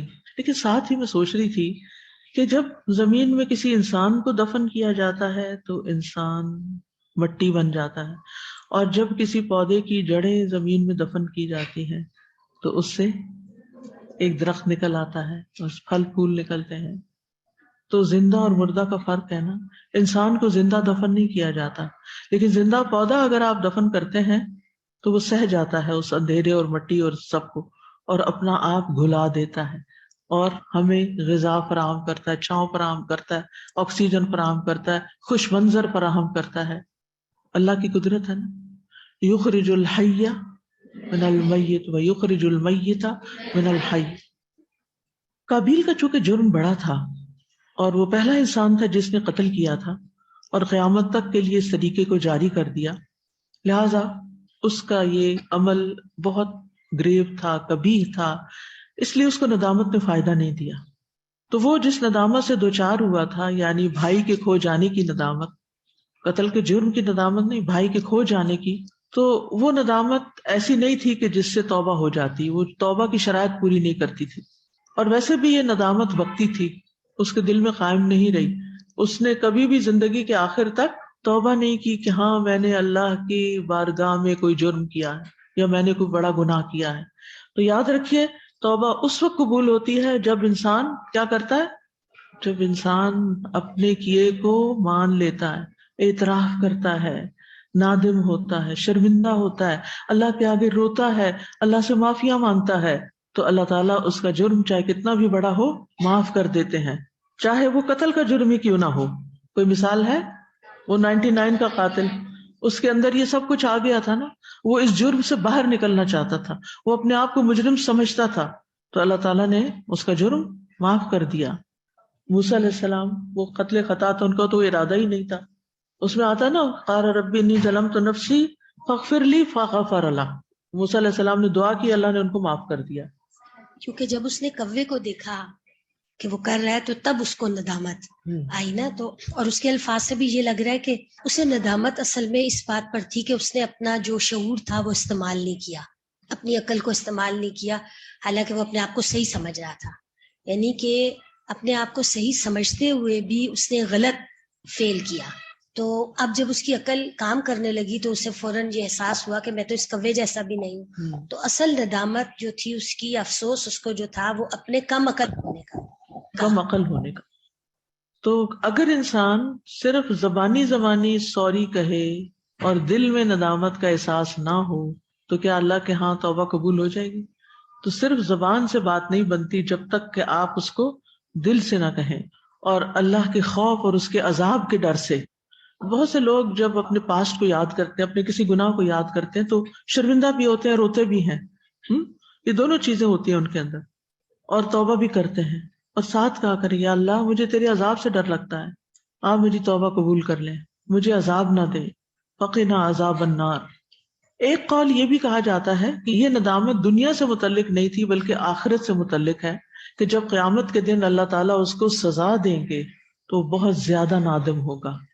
تو ندامت جو ہے توبہ کا عظیم رکن ہے، یعنی توبہ کا ایک انگریڈینٹ ہے. توبہ کی شرائط کیا ہے؟ سب سے پہلے کہ گناہ چھوڑا جائے، جو کوتاہی ہو چکی اس پہ ندامت ہو. پھر اس گناہ کی طرف دوبارہ جانے کا ارادہ نہ ہو، پختہ عزم ہو کہ اب دوبارہ نہیں یہ کریں گے. اور جب توبہ کا تعلق بندوں پر مال، عزت و آبرو یا جان کے معاملے میں ظلم کرنے کے ساتھ ہو تو پھر توبہ کی چوتھی شرط کیا ہو جاتی ہے کہ انسان جس کا حق مارا ہے اس کا حق ادا کرے اور اس بندے سے بھی معافی مانگے. تو بہرحال ندامت ایک بنیادی شرط ہے، ندامت ہی سے آغاز ہوتا ہے. اسی لیے رسول اللہ صلی اللہ علیہ وسلم نے فرمایا الندم توبۃ، ندامت توبہ ہے. یعنی اگر کوئی نادم ہو گیا تو گویا وہ توبہ کی طرف آ گیا. بعض اوقات صرف ندامت ہی توبہ کے لیے کافی ہو جاتی ہے، کیونکہ ندامت اس بات کو لازماً چاہتی ہے کہ انسان گناہ کو چھوڑ دے اور پختہ ارادہ کرے کہ اب دوبارہ نہیں کرے گا. اور یہ دونوں چیزیں ندامت سے ہی پیدا ہوتی ہیں، ندامت کے نتیجے میں وجود میں آتی ہیں. اور جب ندامت شروع ہوتی ہے تو توبہ کے باقی ارکان بھی آ جاتے ہیں. قاری رحمہ اللہ کہتے ہیں ندامت توبہ ہی ہے کیونکہ ندامت کے نتیجے میں باقی ارکان پیدا ہوتے ہیں، جیسے کنارہ کشی اختیار کرنا، دوبارہ گناہ کی طرف نہ لوٹ کے جانے کا عزم، اور جس قدر ممکن ہو دوسروں کے حق واپس لوٹانا، ادا کرنا. اب بات یہ ہے کہ ندامت گناہ کے کام پر ہو تو فائدہ دیتی ہے، کسی اور وجہ سے ندامت ہو رہی ہے تو فائدہ نہیں ہوگا، یہ بھی یاد رکھیں. کیونکہ فَأَصْبَحَ مِنَ النَّادِمِينَ، مگر اس ندامت کا اس کو فائدہ نہیں ہوا کیونکہ یہ اپنے گناہ پر شرمندہ نہیں تھا. پھر یہ ہے کہ جو نافرمانی ہو جائے اس پر انسان شدید غم کا اظہار کرے، یعنی افسوس، کیونکہ ندامت اور افسوس اور غم یہ سارے ساتھ ساتھ چلتے ہیں. تو اگر ندامت سچی ہوگی نا تو انسان نافرمانی چھوڑ دے گا اور پھر دوبارہ اس طرف نہیں آئے گا. تو اصل ندامت جو قابل قبول ندامت ہے وہ انسان کو نافرمانی چھوڑنے پر آمادہ کرتی ہے، اس کو اس پر ابھارتی ہے کہ اب نہیں کرنا پھر، ورنہ وہی شرمندگی ہوگی.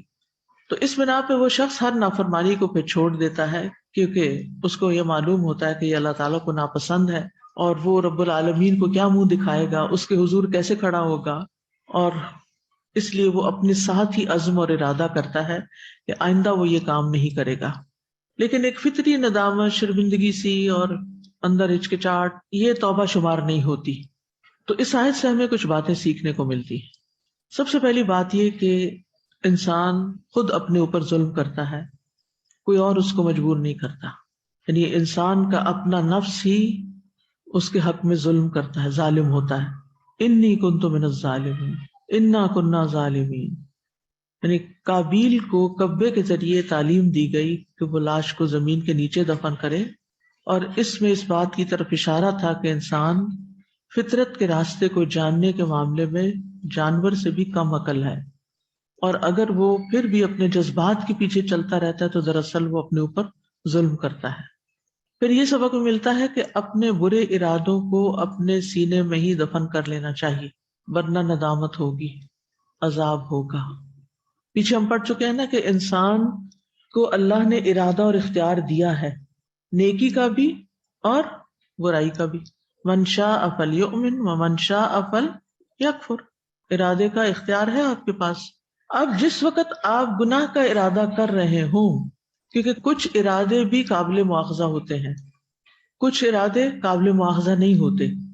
یعنی جب آپ گناہ کا ارادہ کرتے ہیں اور آپ نہیں کرتے تو آپ کو کیا ملتا ہے؟ ثواب ملتا ہے. لیکن بعض چیزیں ایسی ہیں کہ جن کا اگر آپ ارادہ بھی کرتے ہیں تو اس پہ بھی پکڑ ہو جاتی ہے. ٹھیک ہے، ان بعد الظن اثم، کچھ گمان گناہ ہوتے ہیں. اور خاص طور پر وہ چیزیں جو آپ کے اندر آ جاتی ہیں اور اس کی بنا پر آپ ایکشن لینا چاہتے ہیں یا لے لیتے ہیں. حسد بھی کیا ہے؟ کہاں ہوتا ہے؟ دل میں. نیکی ہے کہ گناہ ہے؟ گناہ. تو اب آپ کے دل میں حسد پیدا ہو گیا کسی کے خلاف تو آپ کیا کریں گے؟ اس کو ادھر ہی دبائیں گے، وہیں دفن کر دیں گے. نہیں تو بھائی کی لاش دفن کرنی پڑے گی. اس سمبولکلی بات کر رہی ہوں. یعنی اگر انسان جرم یا گناہ کے ارادے کو اپنے سینے میں دفن کر دے تو پھر اس کو شرمندگی نہیں اٹھانی پڑتی. تو دل کے اندر پائے جانے والے ہر اس احساس کو، اس خیال کو اندر ہی رکھ دینا چاہیے، ختم کر دینا چاہیے کہ جو اگر دل سے باہر آ گیا، عمل میں بدل گیا تو انسان کے لیے رسوائی بھی ہے، شرمندگی بھی ہے، افسوس بھی ہے، اور اس کے ساتھ ساتھ عذاب بھی ہے. تو انسان کو سوچ لینا چاہیے، عقل سے کام لینا چاہیے. تو برے احساسات، منفی سوچیں جو بار بار آتی ہے کہ کر لو یہ غلط کام، یا فلاں ایسا غلط ہے، یا فلاں یہ برا ہے، ان چیزوں کو کیا کریں؟ ایک تو زبان پہ نہیں لائیں، اپنے آپ کو اندر سے ہی کنٹرول کریں، باہر نہیں لانا، کیونکہ زبان کی باتیں بھی لکھی جاتی ہیں، وہ بھی ارادے میں شامل ہو جاتی ہیں، اور ایکشن میں تو پھر بھی نہیں لانا۔ جو وسوسے ایکشن میں نہیں آتے ان کے بارے میں کیا حکم ہے ہماری شریعت میں؟ ان پر پکڑ نہیں۔ اسی طرح اس آیت سے بھی پتہ چلتا ہے کہ انسان کے علاوہ دیگر مخلوقات میں بھی اللہ کا ارادہ ہوتا ہے، وہ اللہ کے ارادے سے ہوتے ہیں، یعنی ہمارے افعال اللہ کی مخلوق ہیں، اور دیگر مخلوقات کے افعال بھی مخلوق ہیں، کیونکہ کوا خود نہیں گیا، بائی چانس نہیں ہوا تھا، کیا ہوا تھا؟ فبعث اللہ نے بھیجا تھا، تو حکم کس کا تھا؟ خلق اللہ ہی کی۔ پھر یہ بات پتہ چلتی ہے کہ کبھی حیوانات بھی انسان کی رہنمائی کرتے ہیں، جیسا کہ اس واقعے میں ہے، کوے نے ابن آدم کی رہنمائی کی کہ وہ گڑھا کھودے اور اس میں اپنے بھائی کو دفن کرے۔ دیکھیں آپ یہ ایکٹیویٹی کرنے کی کوشش بھرپور کریں کہ انسان جانوروں سے کب اور کیا اور کتنی اور کیسی رہنمائی لیتا ہے، یہ اللہ کی نشانیوں میں سے ہے، غور و فکر کا موقع ملے گا۔ آپ کو معلوم ہے ایک شخص نے شاید گائے کے اوپر سواری کرنے کی یا سامان لادنے کی کوشش کی تو گائے بول پڑی، اس نے کیا کہا تھا؟ میں اس کام کے لیے نہیں ہوں، یہ حدیث میں آتا ہے۔ تو بعض انسان جو ہوتے ہیں وہ کل انعام ہوتے ہیں او اضل سبیلا ہوتے ہیں۔ کیا مطلب؟ بعض انسان جانوروں کی سطح پہ جی رہے ہوتے ہیں، جتنی ضروریات زندگی جانور پوری کرتے ہیں نا، بس وہ بھی وہی کام کر رہے ہوتے ہیں، کھانا پینا سونا اپنی شہوت پوری کرنا، دیٹس اٹ، اس سے آگے زندگی کا کوئی مقصد نہیں۔ اللہ کی اطاعت عبادت سب بھولی ہوئی، پتہ ہی نہیں، چاہے وہ دنیاوی لحاظ سے ان پڑھ ہو انتہائی یا انتہائی پڑھے لکھے ہوں، دونوں طرح کے لوگوں میں یہ چیز پائی جاتی کہ وہ اینیملسٹک ہوتے ہیں، یعنی جانوروں کی سطح پہ جی رہے ہوتے ہیں۔ ٹھیک ہے، وہ کون ہے؟ کل انعام۔ اچھا، بل ہم اضل سبیلا، بلکہ ان سے بھی زیادہ راستے سے بھٹکے ہوئے، کہ قابیل کو نہیں پتا تھا کہ بھائی کی لاش کیسے چھپائے۔ اعجزت ان اکون مثل هذا الغراب، یعنی میں تو اس سے بھی گیا گزرا تھا، مجھے تو یہ بھی نہیں پتا تھا، اب اس کو احساس ہوا۔ تو کچھ لوگوں کو تو اتنا بھی نہیں پتا ہوتا کہ انہوں نے کرنا کیا ہے۔ پرندوں کی زندگی میں بہت بڑا سبق ہے۔ میں دیکھتی ہوں کہ کس طرح دن کو ان کو کچھ کھانے کو ملتا ہے یا نہیں ملتا، کھا پی کے عین ٹائم پر اپنے گھونسلوں میں آ کے بیٹھ جاتے ہیں، رات بھر سوتے ہیں یا جاگتے ہیں، جو بھی کرتے ہیں، لیکن بولتے نہیں ہیں سوائے کبوں کے۔ ہم کراچی میں ہوتے تھے، رات کو بھی کبھی بول رہے ہوتے، تو رات کو چپ کر کے سوئے رہتے ہیں، پھر جب صبح ہونے لگتی تو آہستہ آہستہ بولتے ہیں، ایک دوسرے کو جگاتے ہیں اور پھر اڑ جاتے ہیں۔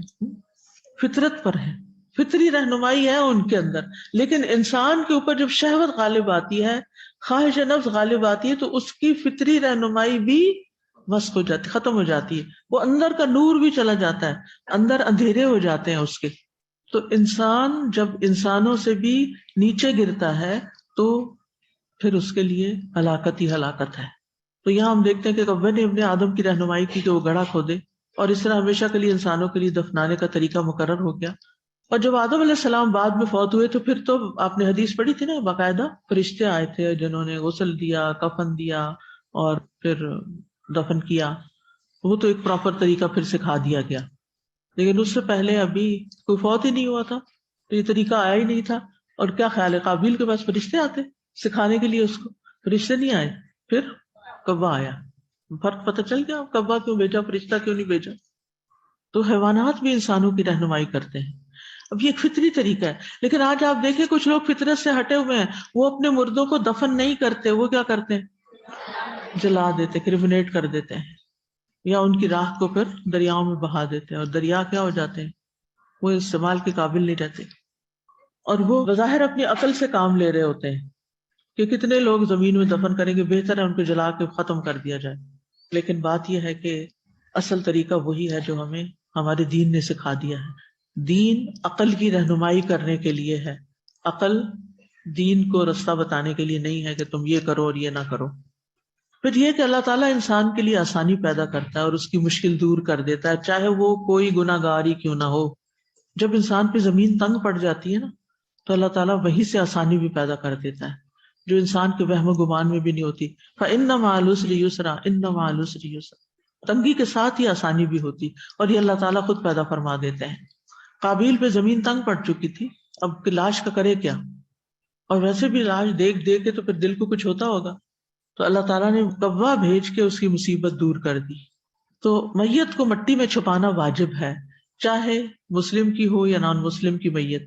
ابو طلحہ کہتے ہیں کہ بدر کی لڑائی میں رسول اللہ صلی اللہ علیہ وسلم کے حکم سے قریش کے 24 مقتول سردار بدر کے ایک بہت ہی اندھیرے اور گندے کنویں میں پھینکے گئے. یعنی زمین پہ نہیں ان کو چھوڑا گیا بلکہ کنویں میں ڈال دیا گیا, سوائے امیہ بن خلف کے کہ اس کا جسم اپنی زرہ میں پھول گیا تھا.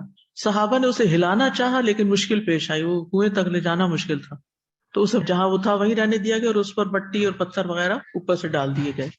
تو دفنانے کے بھی کچھ اصول ہیں, اور ان میں سے یہ ہے کہ سطر ڈھانپنا ضروری ہے, یعنی میت کا سطر ڈھانپا جائے اور اتنا گہرا دفنایا جائے کہ درندے اس لاش تک نہ پہنچ سکے اور بدبو بھی نہ پھیلے. لیکن آپ نے دیکھا ہوگا کہ کچھ انسان بھی درندوں سے بڑھ کے ہوتے ہیں. آپ نے کفن چرانے والوں کے قصے سنے ہوں گے, سب کو پتا ہے نا کہ لوگ کفن بھی چرا لیتے ہیں. یعنی کچھ لوگ طاق میں رہتے ہیں کہ کون سی قبر آج دن میں بنی ہے, تو رات کے اندھیرے میں جا کے اسے دوبارہ کھود کے میت کا کفن نکال کے اس کو مٹی میں دوبارہ ڈال کے آ جاتے ہیں. کتنی ذلیل حرکت ہے, حد درجہ کی. اور پھر اس سے بھی بڑی بات کہ اگر انہیں پتا چلے کوئی جوان عورت فوت ہوئی ہے یا کچھ, تو اس کے ساتھ جا کے برا عمل بھی کرتے ہیں. بالکل دل سے اللہ کا خوف تو نکلا ہوا ہے, یعنی ان کے ضمیر تو لگتا ہے مردہ, ان تو عقل کانوں آنکھوں کے بھی بہرے ہیں کہ ان کو نظر نہیں آتا سوائے ان کو اپنی شہوت پوری کرنے کے. تو اتنا گہرا دبانا چاہیے کہ آسانی سے کوئی اس تک پہنچ نہ سکے, یہ میت کی حفاظت کے لیے. اور نہ درندے کھود سکے, نہ انسان درندے نکال سکے, اور نہ ہی میت کی بدبو پھیلے, اور قبر گہری بھی ہو اور کشادہ بھی ہو. ہشام بن عامر اپنے والد سے روایت کرتے ہیں کہ غزوہ احد میں لوگوں کو سخت زخم پہنچے, اللہ کی راہ میں بہت سے مارے گئے, تو رسول اللہ صلی اللہ علیہ وسلم سے اس کی شکایت کی گئی. آپ نے فرمایا کھودو اور کشادہ کرو اور اسے اچھی طرح صاف کرو, اور ایک قبر میں 2-2, 3-3 افراد کو دفن کرو, اور قرآن زیادہ جاننے والے کو آگے کر دو. یہ صاحب قرآن کی عزت ہے.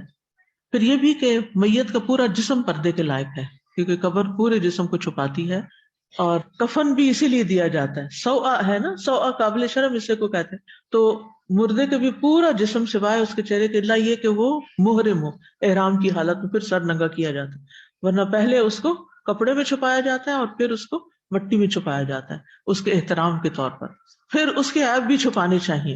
رسول اللہ صلی اللہ علیہ وسلم نے فرمایا جو شخص میت کو غسل کروائے اور اس کی پردہ پوشی کرے تو اللہ اس کی 40 بار بخشش فرما دیتا ہے. یہ غسل میت ٹیم جو ہے اس کو اچھی طرح سمجھنا چاہیے. اور جو شخص میت کو کفن پہنائے تو اللہ تعالیٰ اسے جنت میں باریک ریشم اور موٹے ریشم کے کپڑے پہنائے گا.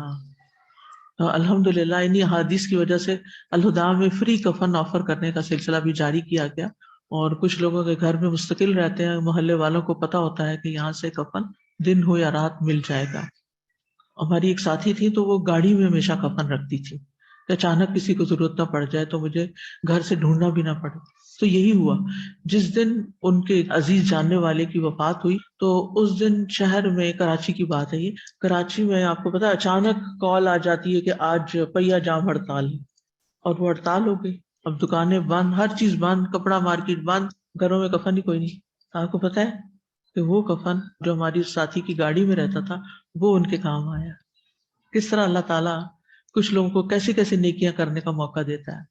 ورنہ میتوں کو روک رکھنا اور اس سب کے لیے اذیت کا باعث خود اس میت کے لیے ٹھیک نہیں کہ جسم سے اگر اسمیل آنے لگے یا باڈی روٹن ہونے لگے. اسی طرح حدیث میں آتا ہے اور جس شخص نے میت کے لیے قبر کھودی پھر اس نے اس کو اس میں دفن کر دیا, قبر کھودنے والے کا کتنا اجر ہے, اور پھر دفنانے میں ہیلپ کی تو اللہ اس کے لیے اس شخص کے اجر کی طرح لکھ دے گا جو اسے قیامت تک کے لیے مکان میں بسا دیتا ہے. یعنی آپ نے گویا دنیا میں کسی کو مکان بنا کے دے دیا, چھت دے دی, اور وہ قیامت تک وہ جگہ بنی رہی تو اس کا اجر لکھا جاتا رہے گا. یعنی مردے کو مکان دینا ایسے ہی ہے جیسے کسی زندہ کو کوئی مکان بنا کے دینا. تو انشاءاللہ جو آپ بچوں کو اسکول بنا کے دیں گے, انشاءاللہ آپ سے ہی شروع ہو رہا ہے کام, بنیادیں آج شروع ہو گئی ہیں. مجھے پکچر آئی ہے کہ ایکسکیویشن شروع ہو گئی ہے الحمدللہ, تو بنیادوں میں پڑ جائیں گے تو جب تک وہ قائم رہے آپ کے لیے انشاءاللہ صدقہ جاریہ. وآخر دعوانا ان الحمد للہ رب العالمین. سبحانک اللہم و بحمدک اشہد ان لا الہ الا انت استغفرک و اتوب الیک. السلام علیکم و رحمۃ اللہ وبرکاتہ. فاقصص القصص لعلهم يتفكرون.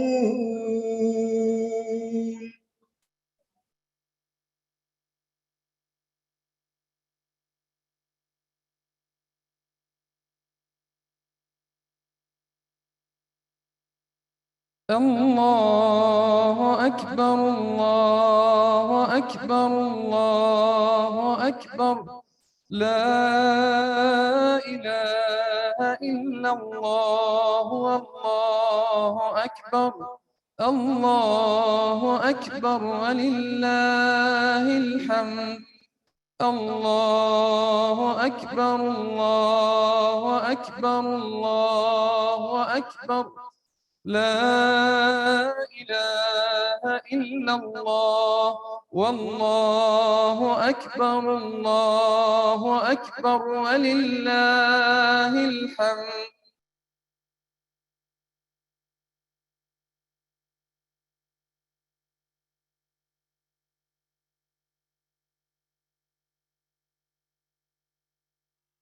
السلام علیکم ورحمۃ اللہ وبرکاتہ.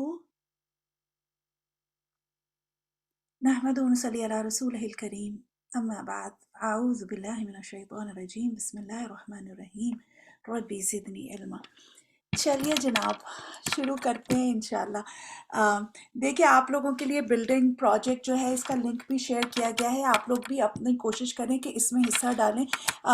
جیسے استاذہ بار بار یہ بات کہہ رہی ہیں نا کہ بنیادوں میں جب آپ ڈال دیں گے اور جو آپ لوگ انشاءاللہ جو لوگ پہلے پہل کریں گے، ابھی تو وہ بلڈنگ بن ہی رہی ہے، بعد میں تو جو بھی ہوگا تو آپ لوگ سابقون الاولون میں بھی ہوں گے، اور اس کے اوپر پھر جتنا بھی کام ہوگا تو وہ جس طرح اگر آپ لوگوں کو سورہ البقرہ کی آیت یاد ہوگی نا، وَإِذْ يَرْفَعُ إِبْرَاهِيمُ الْقَوَاعِدَ مِنَ الْبَيْتِ، کہ جب وہ قواعد جو بنیادیں اٹھائی جا رہی ہو نا، تو اس میں آپ لوگ انشاءاللہ اپنا حصہ ڈالیں انشاءاللہ. ٹھیک ہے. آج کے قصص القرآن کے جو سیشن تھا اس میں سب سے پہلے شروع میں قصے سے شروع میں استاذہ جو اپنا رمضان خاطرہ کرتی ہیں، کل بات کی گئی تھی صف بندی کے اوپر، رائٹ؟ یاد ہے آپ لوگوں کو؟ اور آج ہم نے کس چیز پہ بات کی ہے؟ آج کس چیز پہ بات کی تھی؟ شاباش، تکبیر تحریمہ پہ کی تھی. زکوٰۃ میں سے دے سکتے ہیں. میں 100% شور نہیں ہوں، اس بارے میں ہم پوچھ کے بتا سکتے ہیں، لیکن عموماً ایسا ہوتا ہے کہ اگر جہاں پہ دین کا کام ہو رہا ہو وہاں پہ بہتر سمجھا جاتا ہے کہ زکوٰۃ میں سے نہ دیا جائے، عام صدقے سے دیں. لیکن کیا اس پروجیکٹ کے لیے یہ زکوٰۃ ایلیجبل ہے یا نہیں، میں آپ کو انشاءاللہ پوچھ کے کنفرم کر کے بتا سکتی ہوں. ٹھیک ہے انشاءاللہ. ہم آتے ہیں اپنے لیسن کی طرف. ہم نے تکبیر تحریمہ پڑھا. اس کو تکبیر تحریمہ کیوں کہتے ہیں؟ حرام سے آتا ہے کہ تکبیر تحریمہ کیوں ہے؟ کیا چیز حرام کر رہے ہوتے ہیں؟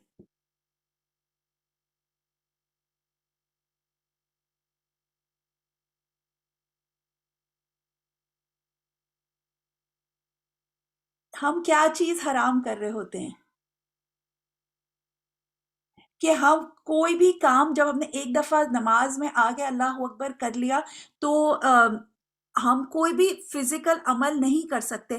اب آپ کھا پی نہیں سکتے. سبحان اللہ، میں نے مسجد میں دیکھا کہ جب وہ آپ امام پڑھا رہے ہوتے نماز، اس کے پیچھے پڑھ رہے ہوتے، تو پھر لوگ چونکہ خود نہیں پڑھ رہے ہوتے تو بیچ میں پانی کی بوتل اٹھا کے بھی پی رہے ہوتے ہیں اور کچھ اس طرح کے بھی کام کر رہے ہوتے ہیں، اور وہ فون بھی اٹھا لیتے ہیں. تو یہ اس طرح کے جو کام ہے نا، یہ التفات میں آتا ہے کہ اب آپ پڑھ رہا تو امام ہے، تو آپ سوچ رہے ہیں کیونکہ پڑھنا نہیں ہے مجھے، امام پڑھ رہا ہے تو میں کچھ بھی کر سکتی ہوں. تو ایسا نہیں ہے. ٹھیک ہے. اور بالکل اور خود بھی مطلب ایون اس کو نماز کی چوری کہا گیا ہے کہ جب آپ کو جو بھی اپنا دوپٹہ وغیرہ ٹھیک کرنا ہے آپ پہلے سے ہی ٹھیک کر کے اور پھر اللہ اکبر کریں، نہ کہ یہ کہ آپ نے ایک دفعہ اللہ اکبر کر دیا پھر یو آر فڈلنگ وتھ یور دوپٹہ، کبھی ادھر سے ٹھیک کریں کبھی ادھر سے، پھر ادھر ادھر دیکھنا، یہ ساری باتیں جو ہیں یہ حرام ہیں، کیونکہ تکبیر تحریمہ کا ورڈ ہے، حرام ہے۔ تو take it to that level, ہم یہ سمجھتے ہیں کہ او اچھا کوئی مسئلہ نہیں ہے، ہم یہ بھی کر سکتے ہیں وہ بھی کر سکتے ہیں، ٹھیک ہے۔ پھر ہم نے دوسری بات یہ پڑھی کہ اچھا رسول صلی اللہ علیہ وسلم جو ہیں وہ جب تکبیر تحریمہ کہتے تھے تو ساتھ ساتھ ہاتھ بھی اٹھاتے تھے۔ کیا کیا ثابت ہے کہ تکبیر تحریمہ پہلے کہیں گے یا ہاتھ پہلے اٹھائیں گے؟ کیا چیز کریں گے؟ ون، آپ لوگ لکھیے گا، ون کے بیفور کریں گے، پہلے ہاتھ اٹھائیں گے پھر تکبیر تحریمہ کہیں گے، یس ٹھیک ہے۔ کیا بعد میں کر سکتے ہیں کہ پہلے اللہ اکبر کہہ دیا اور پھر بعد میں ہاتھ اٹھایا؟ ٹو ٹائپ کیجئے گا، ٹو ٹائپ کیجئے گا، شاباش، یعنی دونوں طرح سے ہو سکتا ہے کہ آپ نے پہلے ہاتھ اٹھا لیا پھر اللہ اکبر کہا، یا آپ نے اللہ اکبر کہہ دیا اور پھر ہاتھ اٹھایا، اور تیسری شکل بھی جائز ہے کہ آپ دونوں چیزیں سملٹینیسلی کریں، ٹھیک ہے، کہ دونوں چیزیں ساتھ ساتھ، آپ نے ہاتھ بھی ساتھ اٹھایا اور ساتھ ساتھ اللہ اکبر بھی کہہ دیا، ٹھیک ہے۔ پھر تیسری چیز جو ہم نے پڑھی وہ یہ کہ انگلیوں کی پوزیشن کہاں پہ ہوگی، آپ کہاں تک ہاتھ اٹھائیں گے، ہاتھ اٹھائیں گے کہاں تک آپ،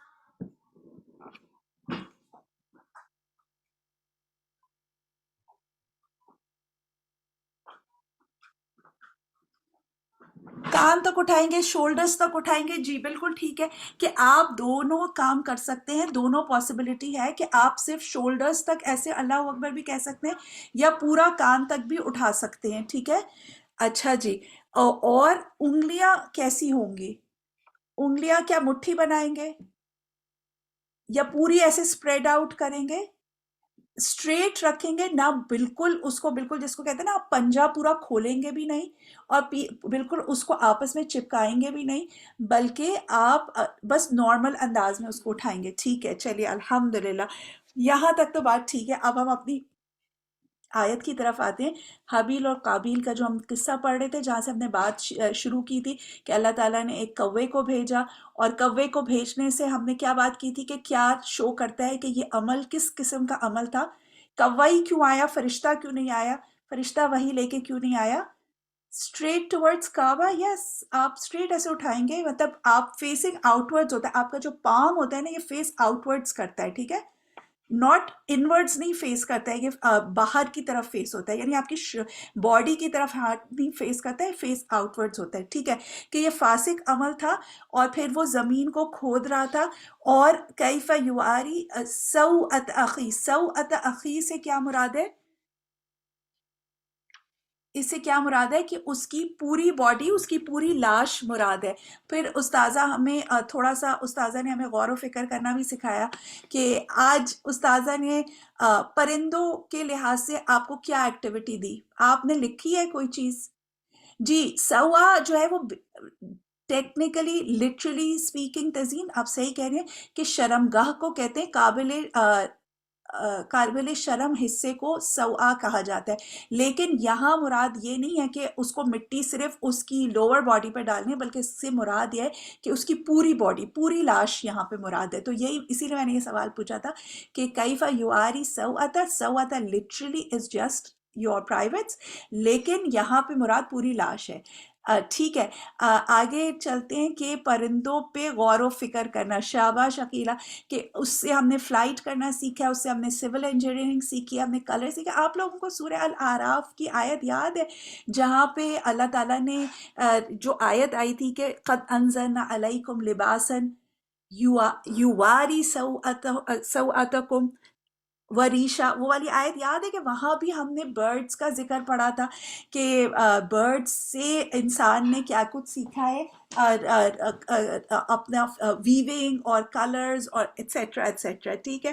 اچھا جی، پھر یہ آتا ہے کہ یہ جو آپ کا قابیل ہے، اس نے ورڈ جو یوز کیے وہ قالا یا ویلتا، جو ویل کا ورڈ ہے، ویل کو آپ انگلش میں اپنی زبان میں کیسے کریں گے کہ جیسے اس نے کہا قالا یا ویلتا، آپ اردو میں جب اس طرح کا جملہ کہنے کی کوشش کریں گے کہ جب آپ کو گلٹ ہو اور افسوس ہو، ہائے افسوس، ہائے میری ہلاکت، ہائے میں مر گئی، ٹھیک ہے نا، تو یہ والا جملہ تھا. اور استاذہ نے ہمیں ڈفرینشیٹ کر کے بھی بتایا کہ ندامت کیا ہوتا ہے، کہ یہ دل کا ایک عمل ہے، ٹھیک ہے. اور ندامت میں کیا ہوتا ہے کہ یہ مجھے یہ بتائے گا، ندامت انسان کا اپنا فیل ہوتا ہے یا ندامت کسی اور کے ایکشن پہ ہو سکتی ہے؟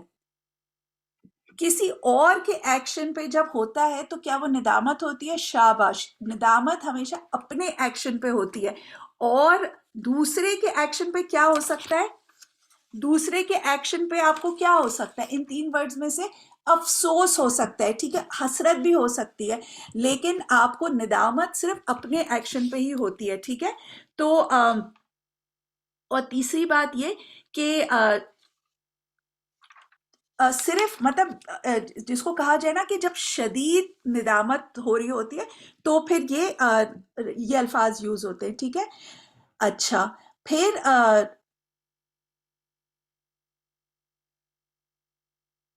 ٹھیک ہے، اور اس نے جو یہ جملہ استعمال کیا، اس سے یہ ظاہر ہوتا ہے کہ ہی ریئلی فیلٹ گلٹی کہ فَأَصْبَحَ مِنَ النَّادِمِينَ. مگر وہ ندامت کس چیز پہ تھی؟ کیا اس کو اپنی غلطی پہ ندامت تھی؟ افسوس تو تھا، اس نے کہا بھی ہائی ندامت، لیکن کیا اس کو اپنی غلطی پہ تھی؟ اور ہمیں کیا پتہ چلتا ہے کہ اگر تو اس کو اپنی غلطی پہ ندامت ہوتی تو وہ کیا کرتا؟ لیٹ سے کہ کوئی تو شاباش، پھر وہ توبہ کرتا، ٹھیک ہے. اپنے اس کو کس چیز پہ ندامت تھی؟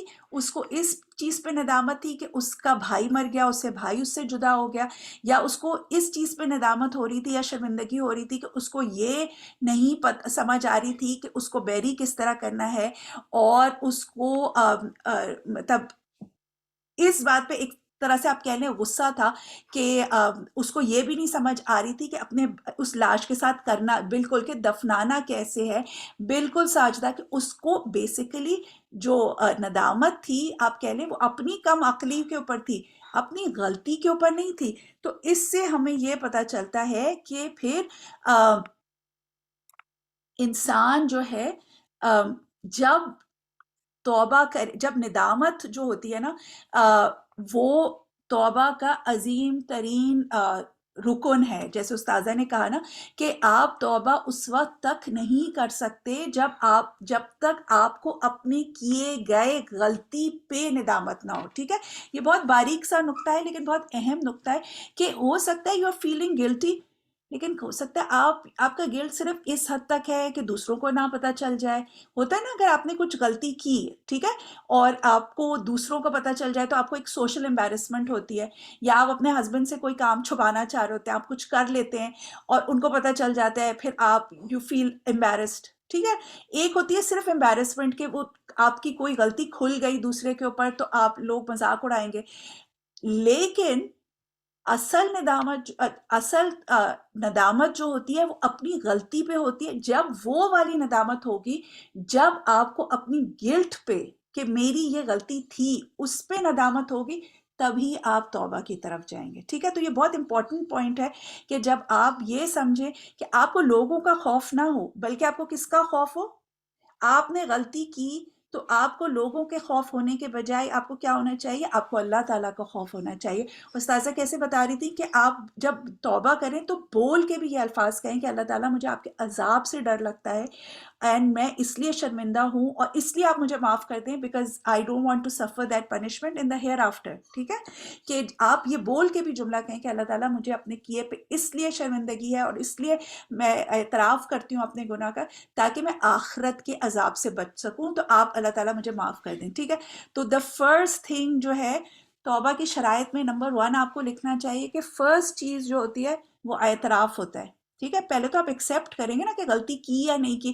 جیسے جو ہم نے قابیل کے عمل سے سیکھا کہ وہ کیا کرنے لگا، کیا اس نے ایکسیپٹ کیا کہ اس نے مرڈر ایک بڑا گناہ ہے؟ اس نے کیا کیا؟ وہ ایکسیپٹ کرنے کے بجائے کیا کر رہا تھا؟ وہ کیا کر رہا تھا؟ جیسے بچے بھی کہتے ہیں کہ نہیں میں تو اصل میں یہ گلاس ٹوٹ گیا لیکن یہ وہ ایکچولی بلی یہاں سے گزری تھی اس لیے ٹوٹ گیا.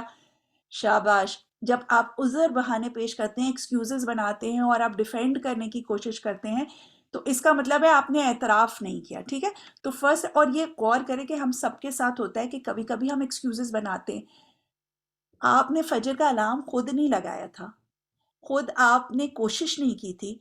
अगर आप जल्दी सोते तो आप जल्दी उठते, आप खुद रात देर तक कुछ और काम कर रहे थे, अलार्म भी लगाना भूल गए, फिर आप ये कहते हैं कि वो तो अलार्म ही नहीं बजा।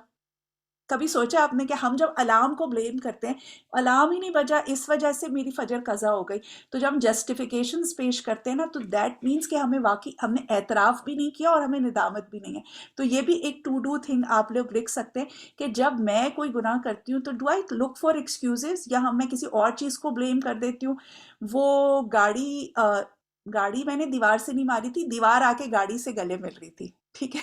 अस्तगफिरुल्लाह। जब आप उस तरह की बातें करते हैं ना कि मुझे नहीं पता खंबा बीच में कहाँ से आ गया, मैं तो अपने रास्ते पे जा रही थी, वो कुछ हो गया तो वो खंबा चल के आ गया था, तो इस वजह से गाड़ी को लग गया, ठीक है? तो जी, लेम एक्सक्यूजेस जब आप देते हैं ना, और लेम हो भी ना हो, आप जब एक्सक्यूजेस देते हैं, जब यू नॉट डोंट एक्सेप्ट कि मेरी गलती थी, तो सबसे पहले आपका एतराफ़ ज़रूरी है। दूसरे बात, उसके बाद सेकंड चीज़ उस पर निदामत, जिस पे हम बात कर चुके कि जब तक आपने दिल से उसको एक्सेप्ट नहीं किया कि नो आई वॉज रॉन्ग, ये मेरी गलती थी, मुझे इसको करेक्ट करना है, तो उस वक्त तक फिर आप तौबा की तरफ जा नहीं सकते। फिर तीसरी चीज़ सबसे इम्पॉर्टेंट कि फिर बोल के तौबा भी करने, वो तौबा के अल्फाज भी कहने, इस्तग़फ़ार भी पढ़नी, अल्लाह ताला से माफ़ी भी मांगनी है कि वो इस्तग़फ़ार के जो अल्फाज हैं वो भी कहने हैं। तो सिर्फ ये नहीं कि आप दिल में एक्सेप्ट कर लें लेकिन फिर माफ़ी ना मांगे।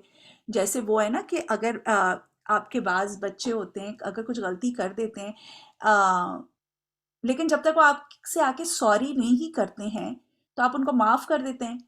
वो बाद में कहे कि but I know I am wrong, लेकिन वो आई एम रॉन्ग शो कैसे करेंगे जब तक आपसे आके सॉरी नहीं करे, राइट? तो सॉरी करना, इस्तग़फ़ार करना भी ज़रूरी है। फिर उसके बाद आपके ख्याल में चौथी चीज़ क्या होनी चाहिए? आप एतराफ़ भी कर लिया, निदामत भी हो गई, इस्तग़फ़ार भी कर लिया, अब आपने नेक्स्ट स्टेप क्या करना है? तौबा की शराइत आपसे डिस्कस कर रही हूँ कि इसकी नंबर 3 पढ़ें स्क्रीन पे, उस गुनाह की तरफ ना लौटने का पुख्ता अज़म होना चाहिए, ठीक है? कि आई विल, अज़म होना चाहिए कि I will not do it again. देखिए, हम लोग कभी कभी ये होता है कि फजर की नमाज कज़ा हो गई और हमारे दिमाग में ये साथ साथ चल रहा होता है, मेरी अभी आदत नहीं है, आई थिंक मेरी कल भी कज़ा हो जाएगी। तो इसका मतलब है कि आपने ना करने का अज़म नहीं किया है। समझ रहे हैं आप मेरी बात? कि जब हम इस वाली सिचुएशन में होते हैं ना, कि जब हमें लग रहा होता है कि अच्छा मैंने आज झूठ बोला था, लेकिन अब अगर फिर कोई ऐसी ट्रिकी सिचुएशन हो गई, अगर आपके बैक ऑफ द माइंड में ये बात चल रही है ना कि शायद मुझे फिर झूठ बोलना पड़ जाए, हो सकता है मसलहत के तहत, तो इसका मतलब है आपने सच्ची तौबा नहीं की है और आपने ना पलटने का अज़म भी नहीं किया है। तो इन एक्शंस, इन थॉट प्रोसेस को भी आप लोग एनालाइज किया करें कि जब हम कोई गलती कर लेते हैं, हस्बैंड को सॉरी कह भी दिया कि मैंने ये गलत किया था, लेकिन आपके दिमाग में फिर भी बैक ऑफ द माइंड ये चल रहा है कि शायद ये मैं दोबारा भी करूं, तो इसका मतलब है कि आपने ना पलटने का पुख्ता अज़म नहीं किया है, ठीक है? और फिर चौथी शर्त यह है कि अगर किसी बंदे का हक मारा है तो फिर क्या करना होगा? अगर बंदे का हक मारा है तो क्या करना होगा? तो फिर हक अदा करना होगा और इसी ज़िंदगी में अदा कर देना चाहिए, क्योंकि क़यामत के दिन फिर आपकी नेकियों से बदला दिया जाएगा। तो हम में से तो किसी में भी इतनी इस्तिताअत नहीं ना, वैसी हमारे पास नेकियां इतनी सारी तो नहीं है कि हम क़यामत के दिन अपनी नेकियां किसी और को उठा के दे दें। तो इसी दुनिया में उसका अजाला करने की कोशिश करें, और हम सबको खुद ही पता होता है कि हम कहाँ कहाँ पे कमी कोताही कर रहे हैं और कहाँ पे इट्स एम्बैरेसिंग। ऑफ कोर्स ये सोशली बहुत मुश्किल काम है, लेकिन ये कि बिल्कुल कि आप दुनिया में ही इसका इजाला कर लें, ठीक है? फिर हमने आखिरी जो चीज़ आज के लेसन में पढ़ी, वो हमने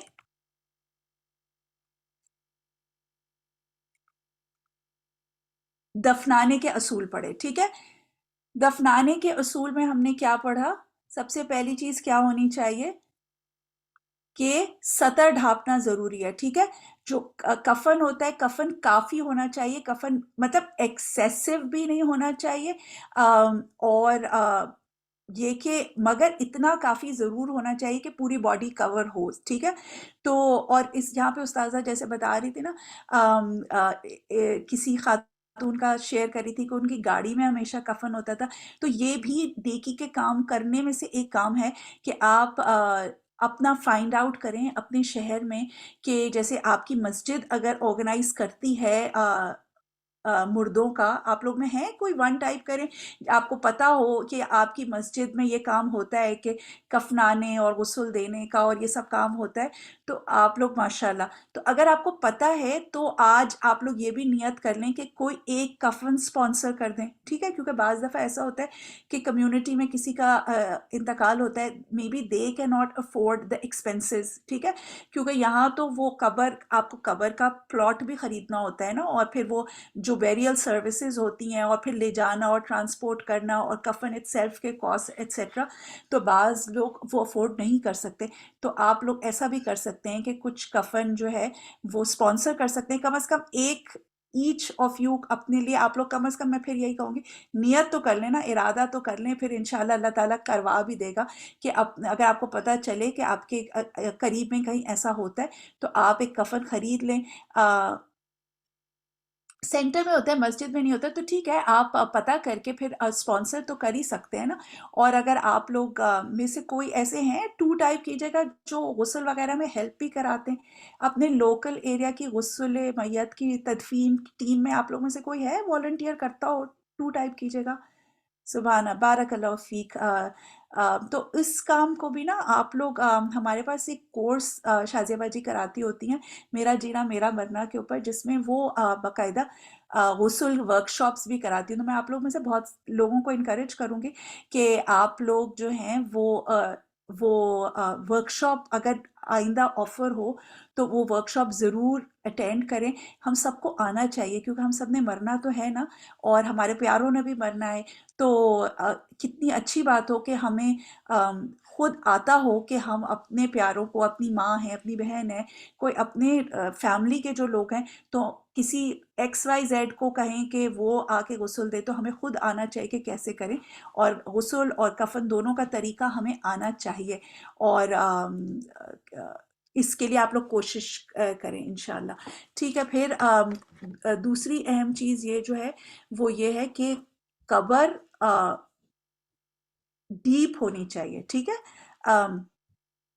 جی، ڈیپ کیوں ہونی چاہیے، اس کی کیا ریزن ہے؟ ڈیپ ہونے کا کیا 2 میجر ریزن ہے؟ تاکہ شاباش، ایک تو یہ چیز کہ بدبو نہ آئے، کیونکہ جب ظاہر باڈی ڈی کمپوز ہوگی تو اس میں سے اسمیل آئے گی. اور دوسری ایک اور چیز کہ درندے اس کو کھود نہ سکیں، ٹھیک ہے، کہ اس کو ڈگ آؤٹ کر کے.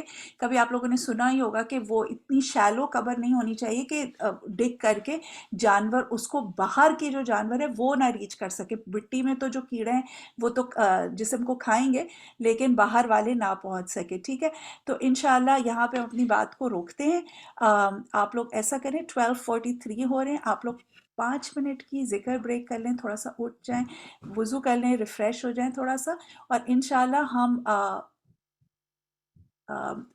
12:48 پہ واپس آئیں گے.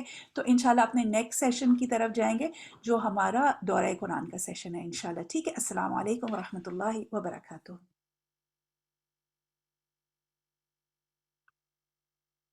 غالب آ جاتی ہے تو انسان پھر